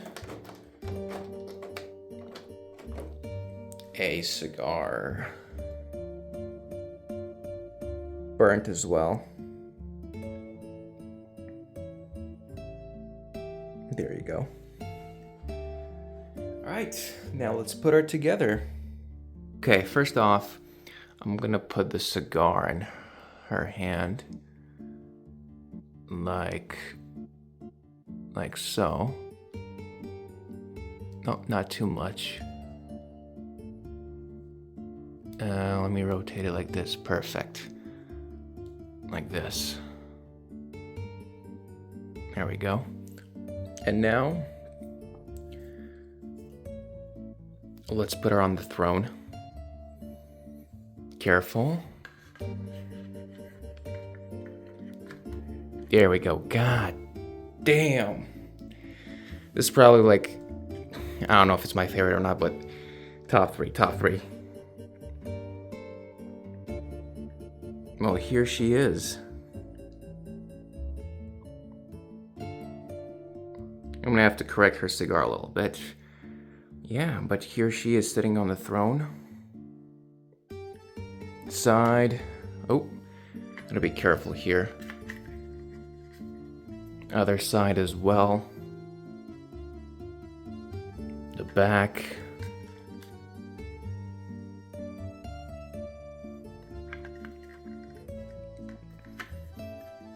And profile view on the other side. Well, there you go. That's Balalaika from Black Lagoon. Dress version, I guess, which you never see her wear in the anime. And we'll move on to our next figure, which is going to be a throwback to what we opened a bit earlier, but a surprise still. 3, 2, 1, let's go. Right, up next I have a figure that I love, and yes, I do say that for every figure. Deal with it.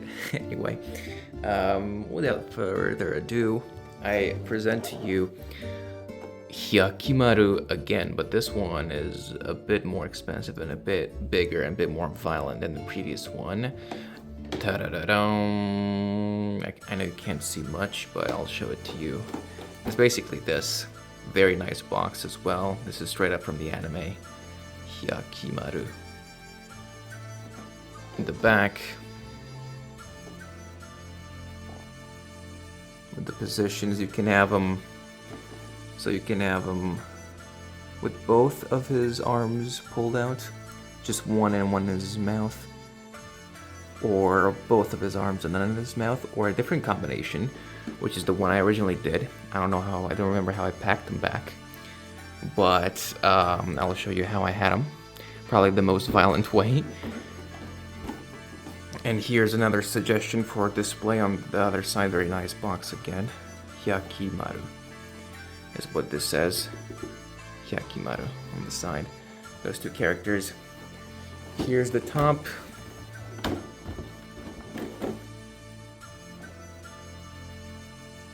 And the bottom, which actually is kind of loose because that's how I pulled it out, because I didn't want to unseal it. Okay. Let's go ahead and open it.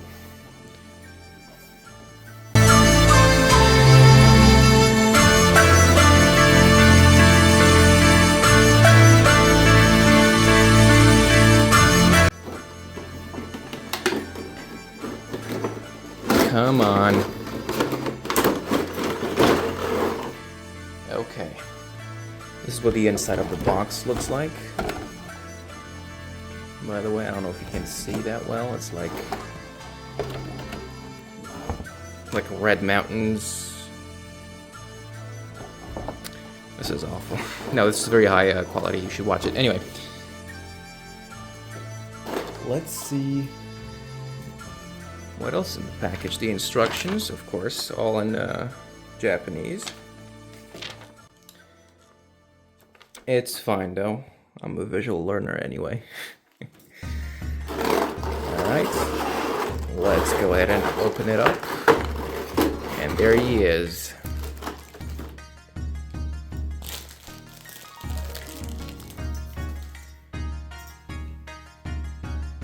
All angry. That kind of looks like an open mouth, but you're supposed to put something in it, I guess. Or maybe change his face. Yeah, he has, over here, he has all of his other limbs. Again, very nice paint quality. Feels sturdy, feels heavy, doesn't feel cheap. Blood splatters look real. Feels high quality, doesn't smell bad. Again, with the loincloth. The left leg is bootleg. Unlike the figure, which is very nice. The hair, the spikes, the highlights. From a distance. Alright.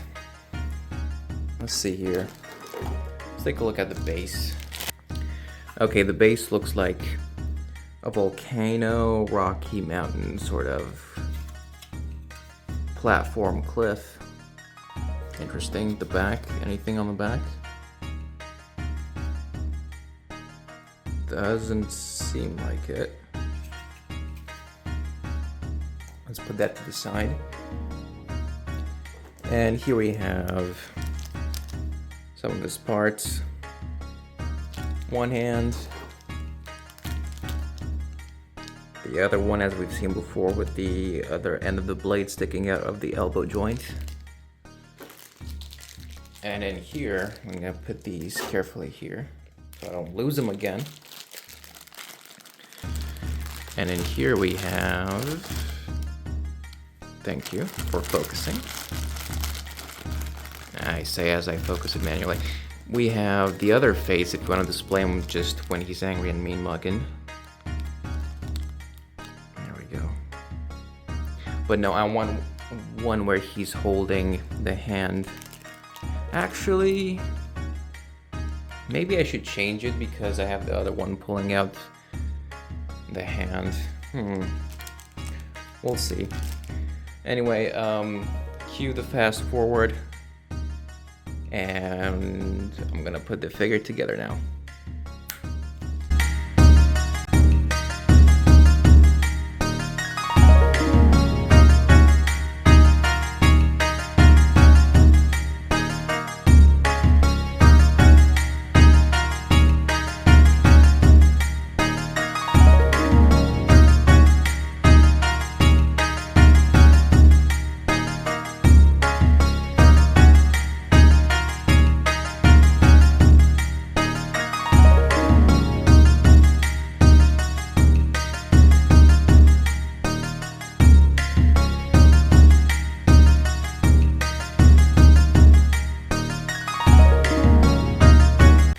Alright, so now I have them like this. Took a bit, but I managed to do it. Wasn't too hard. I remembered how I did it the first time. And there you have it. Now real quick, before I put them on the base, I'm gonna show you all of the other limbs up close. They're all very high quality, very well painted. So here they are. The other arms, the one that he can pull is in the middle. Or rather, I should say the one he can hold in his mouth. And then the other two with the blades as well. There you go. Now, let's put him on his base. Okay, so this should be pretty easy. You just put the base down like this. I think this is the front. And then you take him. And then you align his feet just like so.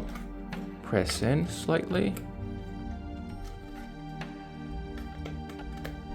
There you go. This one went in very smooth. And here it is. Take a closer look at his chest again. And from afar. There you go. Side, back. Very nice. So this is how I'm gonna display them for myself, but you're welcome to try other combinations, including the one I initially had, which was this, but with the other face and one of the hands, the one that can go in his mouth. Him biting it off. All right. Well, that being said, I'm gonna move on to the next one. And we only have 3 more, but I'm gonna include some bonus ones at the end, so stay tuned. 3, 2, 1, let's go. Right, you can already see a little bit of the display case in the background now. I've also adjusted the camera a little bit. So up next we have something that is quite interesting. I bought this figure because it looked nice at the time, but I never played the media, or the media is associated with it, or I haven't played or haven't also watched. So apparently there's an Edo game and also an anime called Yosuga No Sora. And this is Sora, I forget her last name, but yeah, this is Sora from that anime. And this is the kimono version, as you can see here. Kimono by Sphere. Over there. This is the front. The box is a little bit sun damaged on the side. This is one side. Alpha Max. I don't know who all these are. All these companies are. This is the back. This is the other side that was sun damaged, which shows you how the figure looks like. Pretty big figure. The top, Yosuga No Sora in solitude, where we are least alone. Huh. Interesting statement. And the bottom is just black and blank. All right, let's open it up.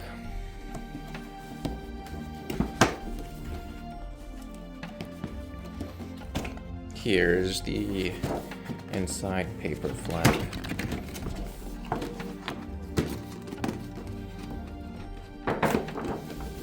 Okay. There we go. Let's put the box to the side. All right. It has 2 sections here, but I think I think this is where the hair used to come, because you can take off her hair to put her on the table. But I think I just didn't bother with removing that, because you can kind of bend it around it. I just don't want to, like, it would be such a hassle to do it every time. I'll open it up to show you what's in here.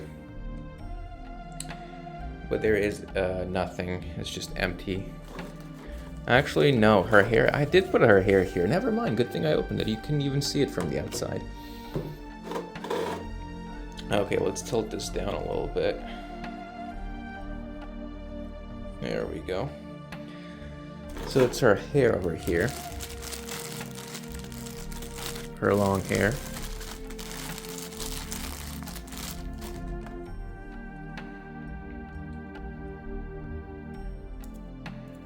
There you go with the bow. And let's put this to the side. Okay, the instructions, I'm sure I'll manage.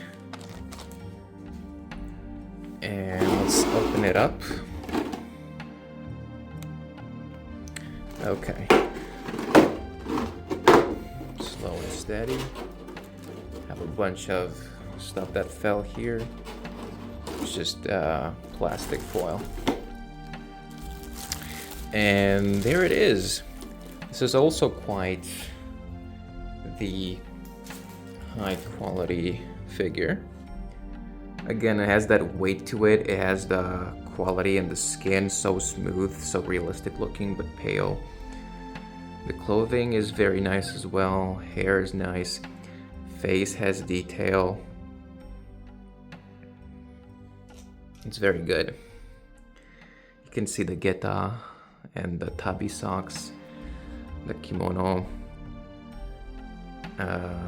thighs. Yeah, she has white or grayish underwear. The bow on the back. The design with the beautiful flowers on the kimono. The shine. The bottom. Back. The hand here. No nail polish as far as I can tell. Alright, let's put her together. Okay, so the table, this is the table. Looks like, well, a table. What do you expect? So this is supposed to be the front. It shows you where the front is supposed to be. It's okay, camera, you can focus if you want. I won't judge you. Alright, and on one side she has the hand with the fan. And the other one is, I guess, just like a plain hand. If, I don't know, you want her to just like be sitting there without the fan. But I'm gonna use the fan. Okay. Well, let's set her up, shall we? Okay, so upon closer inspection, I also remember that she has a tuft of hair, a strand of hair that can hang just like they do in anime, that can defy physics and hang from her forehead. It actually comes with two. One is like a backup one in case you lose the other one or if it breaks, which is really nice. I say that as I almost drop it on the ground. Okay, so I grabbed it from there. Here it is. It's just like a plastic, almost looks like a nail clipping. There you go. We're gonna put that on last. Okay, so first thing first, we're gonna get the arm out of the plastic bag. Here it is, with the pattern on the fan as well. The theme is, I guess, gray, white, and black, and cherry blossoms. Okay. Let's put on her hand. Slow and steady. Oh, don't break it. Please don't break it.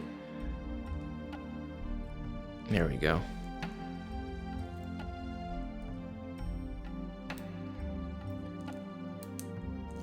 It won't fall, will it? Okay, so there it is. The fan. Okay, I think it's in there, as you can see. Now, let's actually place her strand of hair.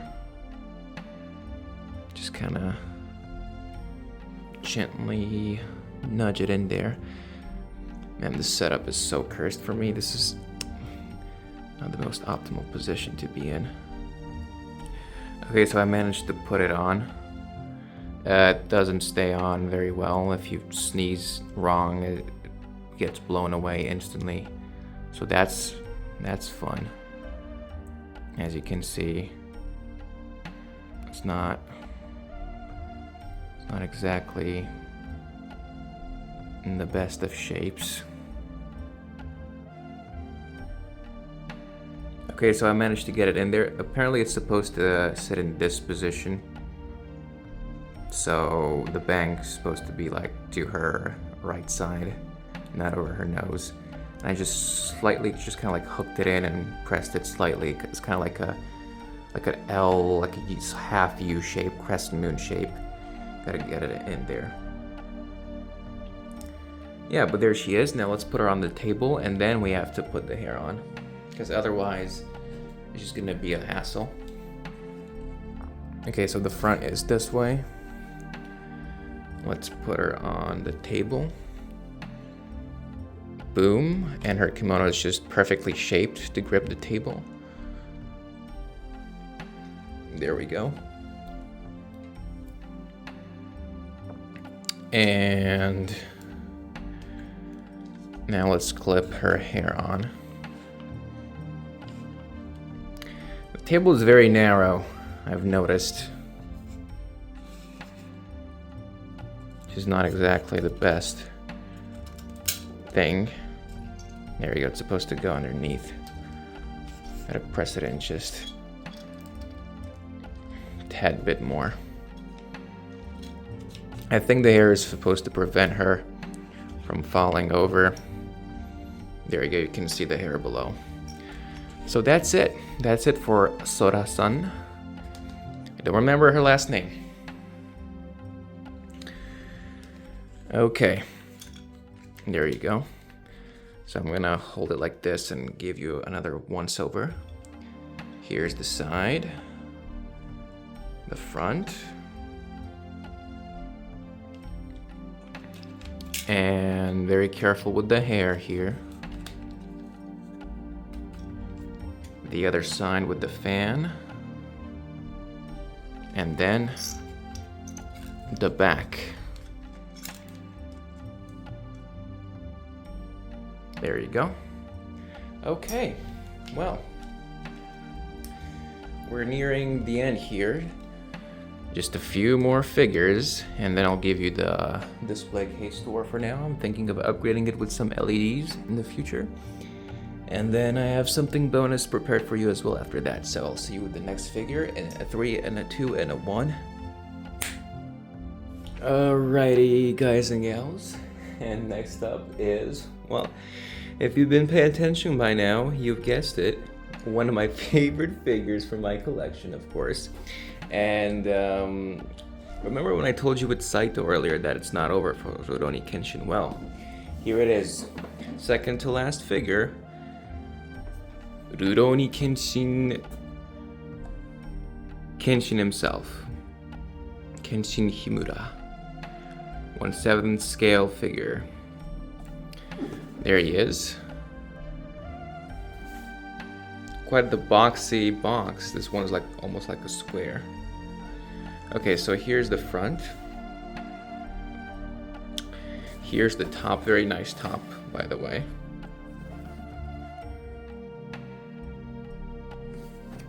The back, a little bit of sun damage, but it's fine.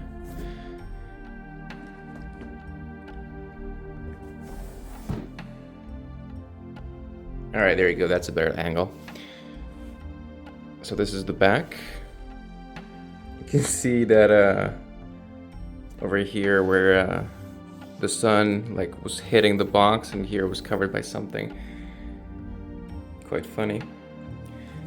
All right, side is a very nice, I love this box by the way, it's a very nice art style, concept art for this figure, Rurouni Kenshin, probably made by the author himself. Max Factory apparently is the publisher / manufacturer. And we circle back to the front. Let's take a look at the bottom. Kenshin Himura. There we go.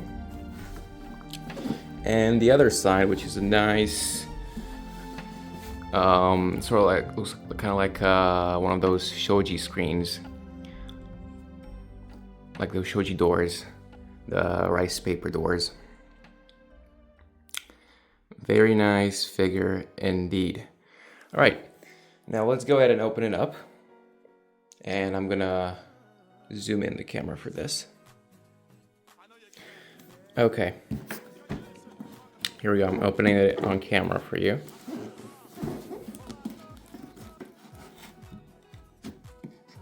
Come on. Don't tell me it's taped again. Okay, there we go.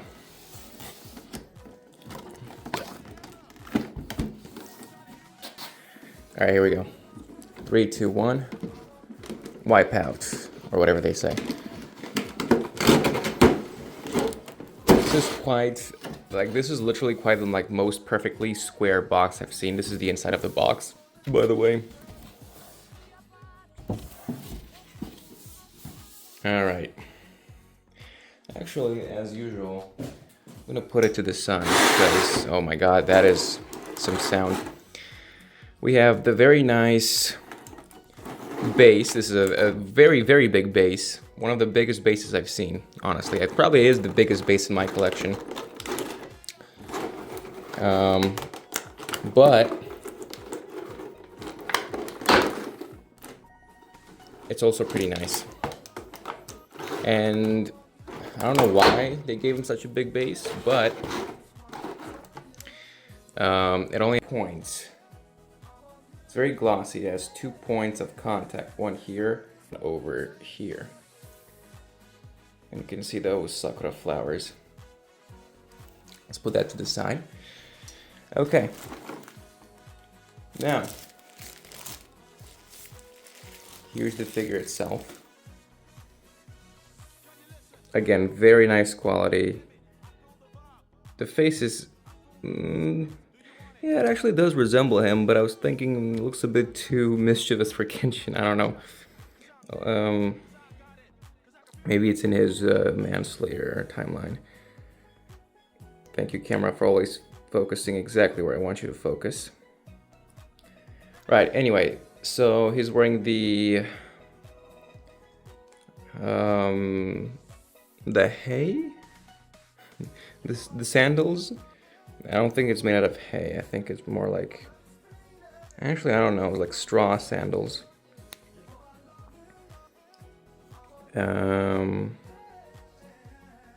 And this is the hand that he holds the blade. I really like the hair. Look how dynamic the hair is. The hair is very dynamic in this figure. It really captures the mid-action feeling of movement very, very well.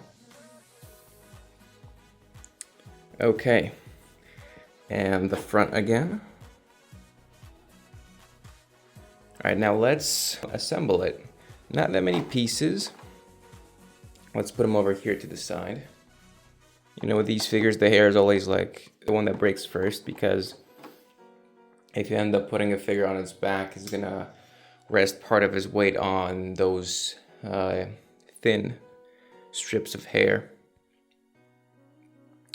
All right, so here is the reverse blade sword. It's actually quite a lengthy sword and feels high quality, as opposed to like the one from Ghost of Tsushima.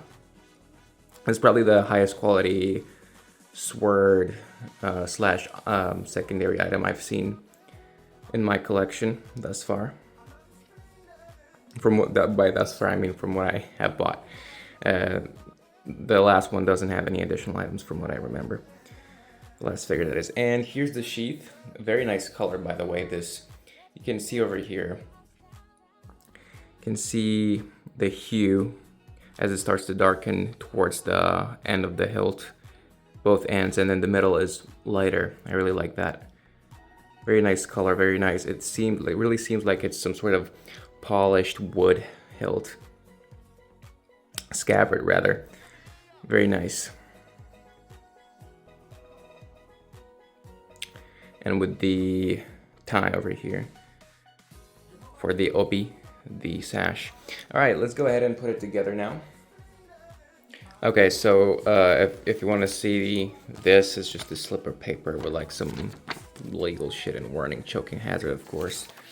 Because babies, literal babies, would definitely be buying these figures. Or maybe it's for the parents.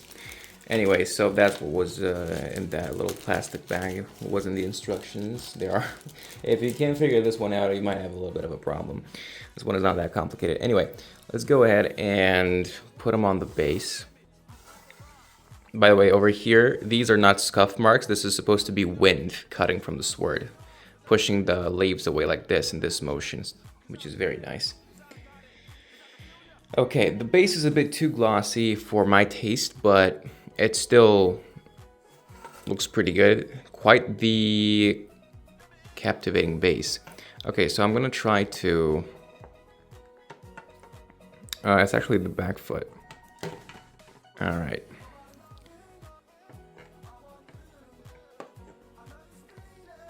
So like this. There we go. And now he's sitting properly. All right, let's equip him with the scabbard and the sword, the reverse blade sword. All right, boom. Excuse me. Can you hold it? Yeah, it's very finicky. Right, it is, it's just gonna fall. Okay, it's not. Okay, good. But like, that's not the proper way to hold it though. You should hold it closer. Okay, there we go. Alright, now for the scabbard. Since it's a reverse blade, the scabbard is probably gonna be held like this. Actually. Because you usually hold them with the blade up on your hip. So like this. But since it's a reverse blade, only if you know the lore, that is, you would know this. Thank you, camera, for focusing. It's gonna be with the blade down, because the blade is on this side. So let's try to slide it in there. There we go. Perfect. Now here's the overview. This is it's a very lengthy, a very large figure in terms of like getting into frame. I mean, not that it's that tall, but yeah, this is it. You'll get a better look once I do the final presentation of my display case. And speaking of tall and large, the last figure before the bonus for this video is up next, and it is the tallest one as well. I'm probably gonna have to radically change my camera setup for this one, but we'll see. Anyway, see you guys then in 3, 2, 1. All right, ladies and gentlemen, and now last but certainly not least, I'll present to you the last figure for today's video, more or less, as you'll see. And that's gonna be my tallest one that doesn't even fit in the display case because I didn't even know what 1/4 meant in terms of figures when I bought it way back in the day. Without further ado, I present to you the Steins Gate Makise Kurisu Bunny Girl version. 1/4 scale figure. Now obviously it doesn't fit into frame and I don't have the camera set up to capture this correctly. So we're just gonna have to like put it on its side like this, and you're gonna have to look at it like this. Almost fits the whole screen. This one has been a little bit sun damaged, but here's the back Steins Gate Kurisu Makise Bunny version. There you go. This is the other side, a little bit sun damaged, but it's okay. I'm not, like, I want the box to be in as good as a condition as possible, but I'm not that picky about it like some people are. 1/4 scale figure painted, as you can see there, Bunny version. Steins Gate, I don't know what this means, probably Makise Kurisu, but then again, Makise, like Kurisu probably would be in katakana. And this is the front. With the glossy window for the box. And the other side with a visual representation of the figure. And here is the top with some gears. Steins Gate, as you can see. If it wasn't obvious, it says Steins Gate on each side. All right. And back is just blank. All right.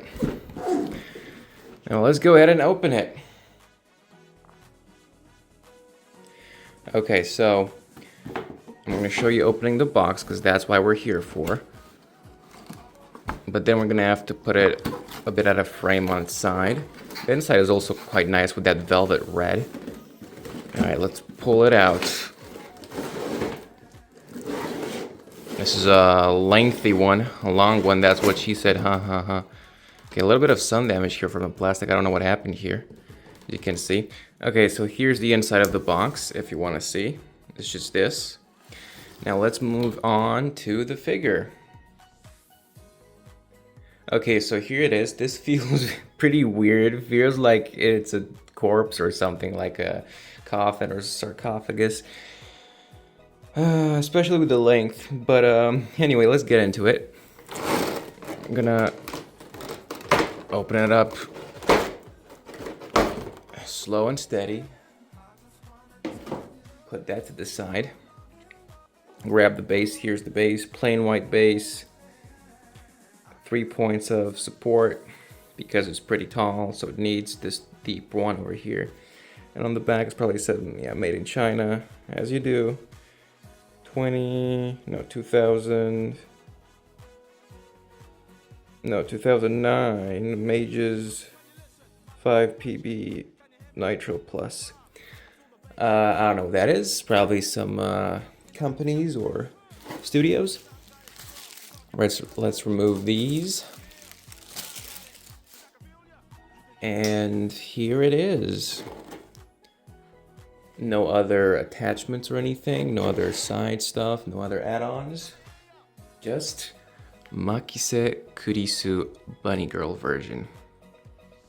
There you go. With those cute little pouty eyes, like vulnerable. Okay, the bunny ears. Obviously this figure is kind of expensive, and that's partly because of its size, but the quality is there regardless. Like, you would expect it, but it really is there. The stockings are actual stockings, and the fishnets are actual fishnets. Can't really, like, I can grab them a little bit, but they're there. They're not just painted on. The heels, glossy, as you can see over here. The bottom was where it screws in. The tail and the back. The hair is nice. The figure, again, feels like it has quality to it. It feels heavy, sturdy, quality plastic. The corset is molded to the body. It is shiny. The cuffs, the red tie. Here's, unfortunately it is a horizontal side view, sorry, back side. And front, you can have diagonal as well if you want. And the other side. All right, now let's put it on its base. Okay, so think it's supposed to go like, so this one over here, maybe.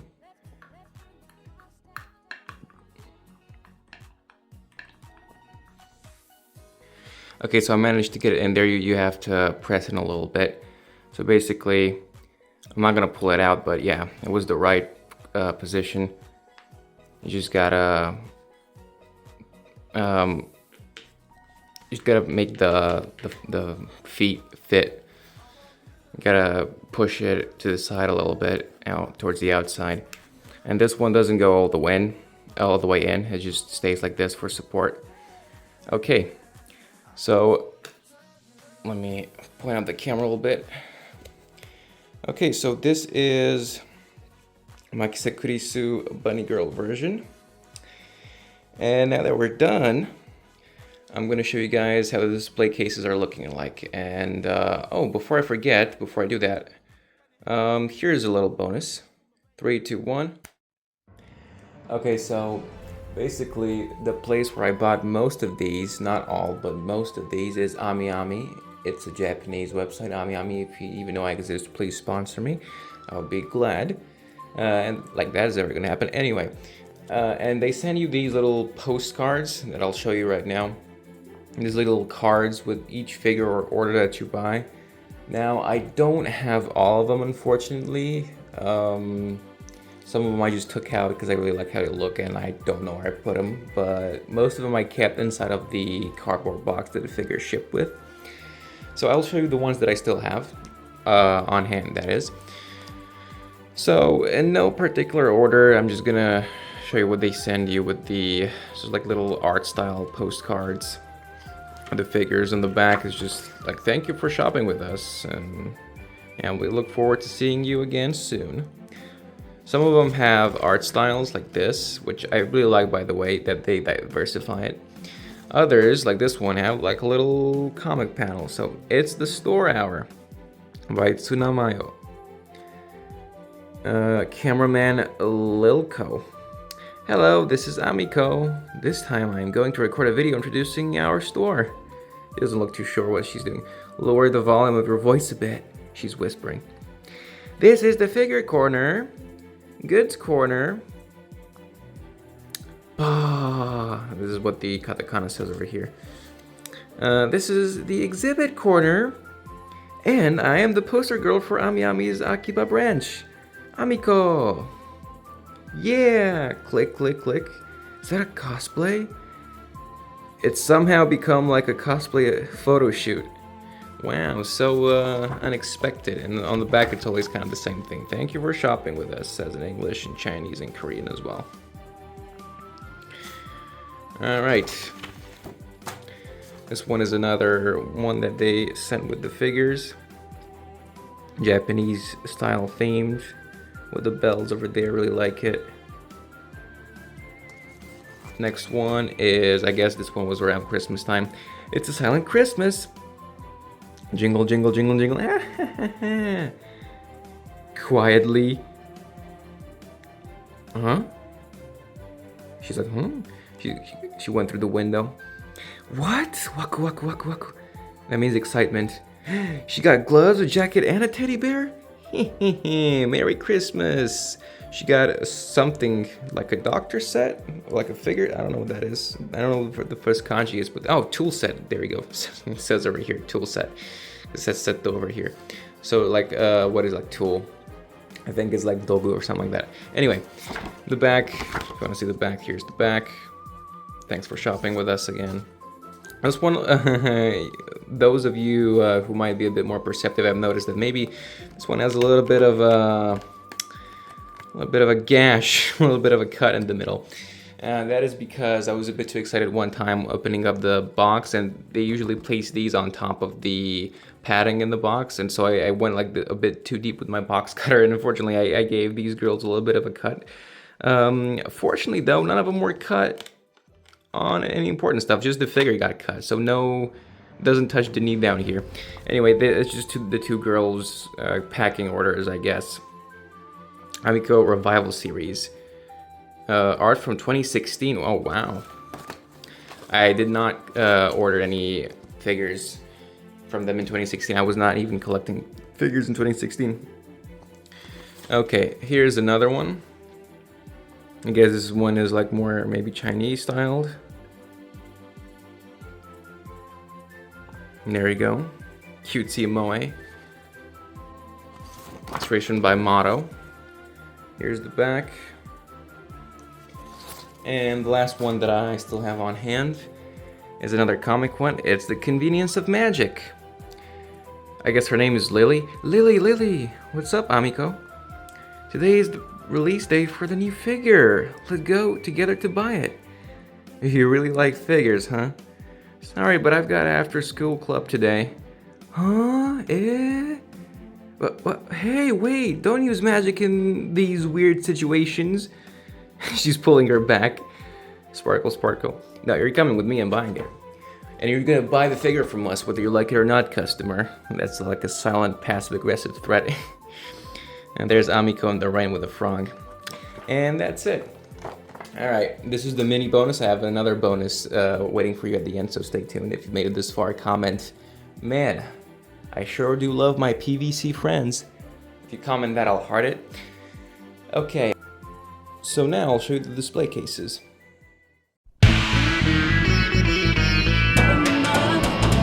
Alright guys, so time to show you how I organized them out and how it ended up looking. Alright, so here's the first display case. We have the first floor over here with, I forget her name, Sora, I think. There she is. There's Yoruichi from Bleach. Side view as well. There's Black Hanekawa up close. Below this, probably my favorite shelf. This is Sofia, or Balalaika, if you will. Next to Revy, of course. And we have the lower level where we have Raioh, Kenshiro, and the action figure version of Kenshiro doing a nice sidekick. Then we have Makise Kurisu here. I know she doesn't fit. I'm working on it. I'm gonna get some of those brackets or whatever to lift up the shelf. Meanwhile, I'm gonna display her in a different part, in a different display case for now. Yeah, but there she is. Here's your side view as well. This is just some box from some earphones I used. Probably gonna paint the rest at some point as well. Yeah.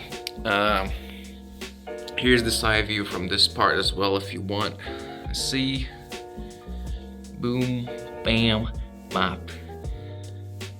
Bada bap, boom, pow. And the back.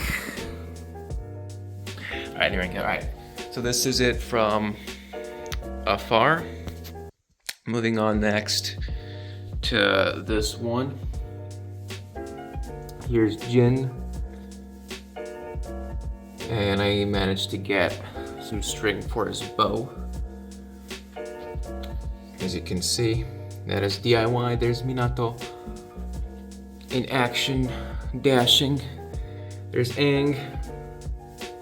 Dr. Aang. And Kirito in the back. And with the boys, speaking of boys, we have the boys are back in town, the bad boys. What you gonna do shelf. This is probably my second favorite shelf. Actually, all of them are my favorite. How about that? With the Hanya and Kiryu with the dragon. And in the middle we have Spiegel with the rose. Below we have Yorha here, Model 2B, or by her real name, I think it was like 2E or something. And we have Hyakkimaru with Hyakkimaru. Two different poses. One where he's probably mid-fight or after the bloodbath, and one where he's ready to get into it. And here's the bottom level here with Hajime Saito looking all serious-like, and then Kenshin, the man, the myth, the Batosai Hitokiri himself. And there's your side view as well. And there you go, ladies and gents. The other profile side view. Bam, bam, bam. All right, and actually, now for the other bonus. Okay, so here I have a few other figures from wrestling and video games. This is my other shelf with my figures. We have Heihachi Mishima and Kazuya ready, round one. And like a traditional doll-like samurai figure. And we have John Cena here from probably 2000, like what, 11? Kane from around 2000, what, 6, 7? Randy Orton and Rey Mysterio.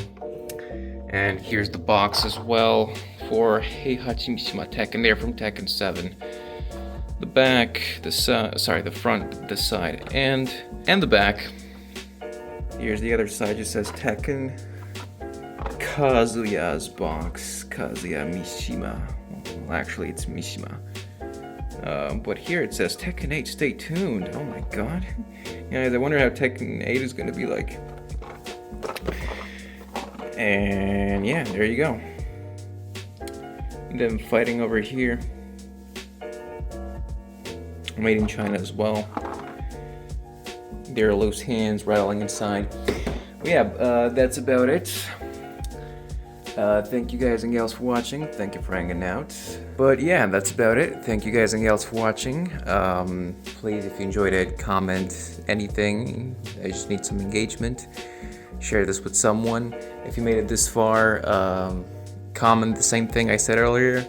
But if you skipped this far, then just comment, man, your collection is fire, boy. Just or something like that, say that. And yeah, I will see you guys and gals next time. Thank you for watching, everybody, and I wish you a good one. And I'll see you next time. Peace and bye.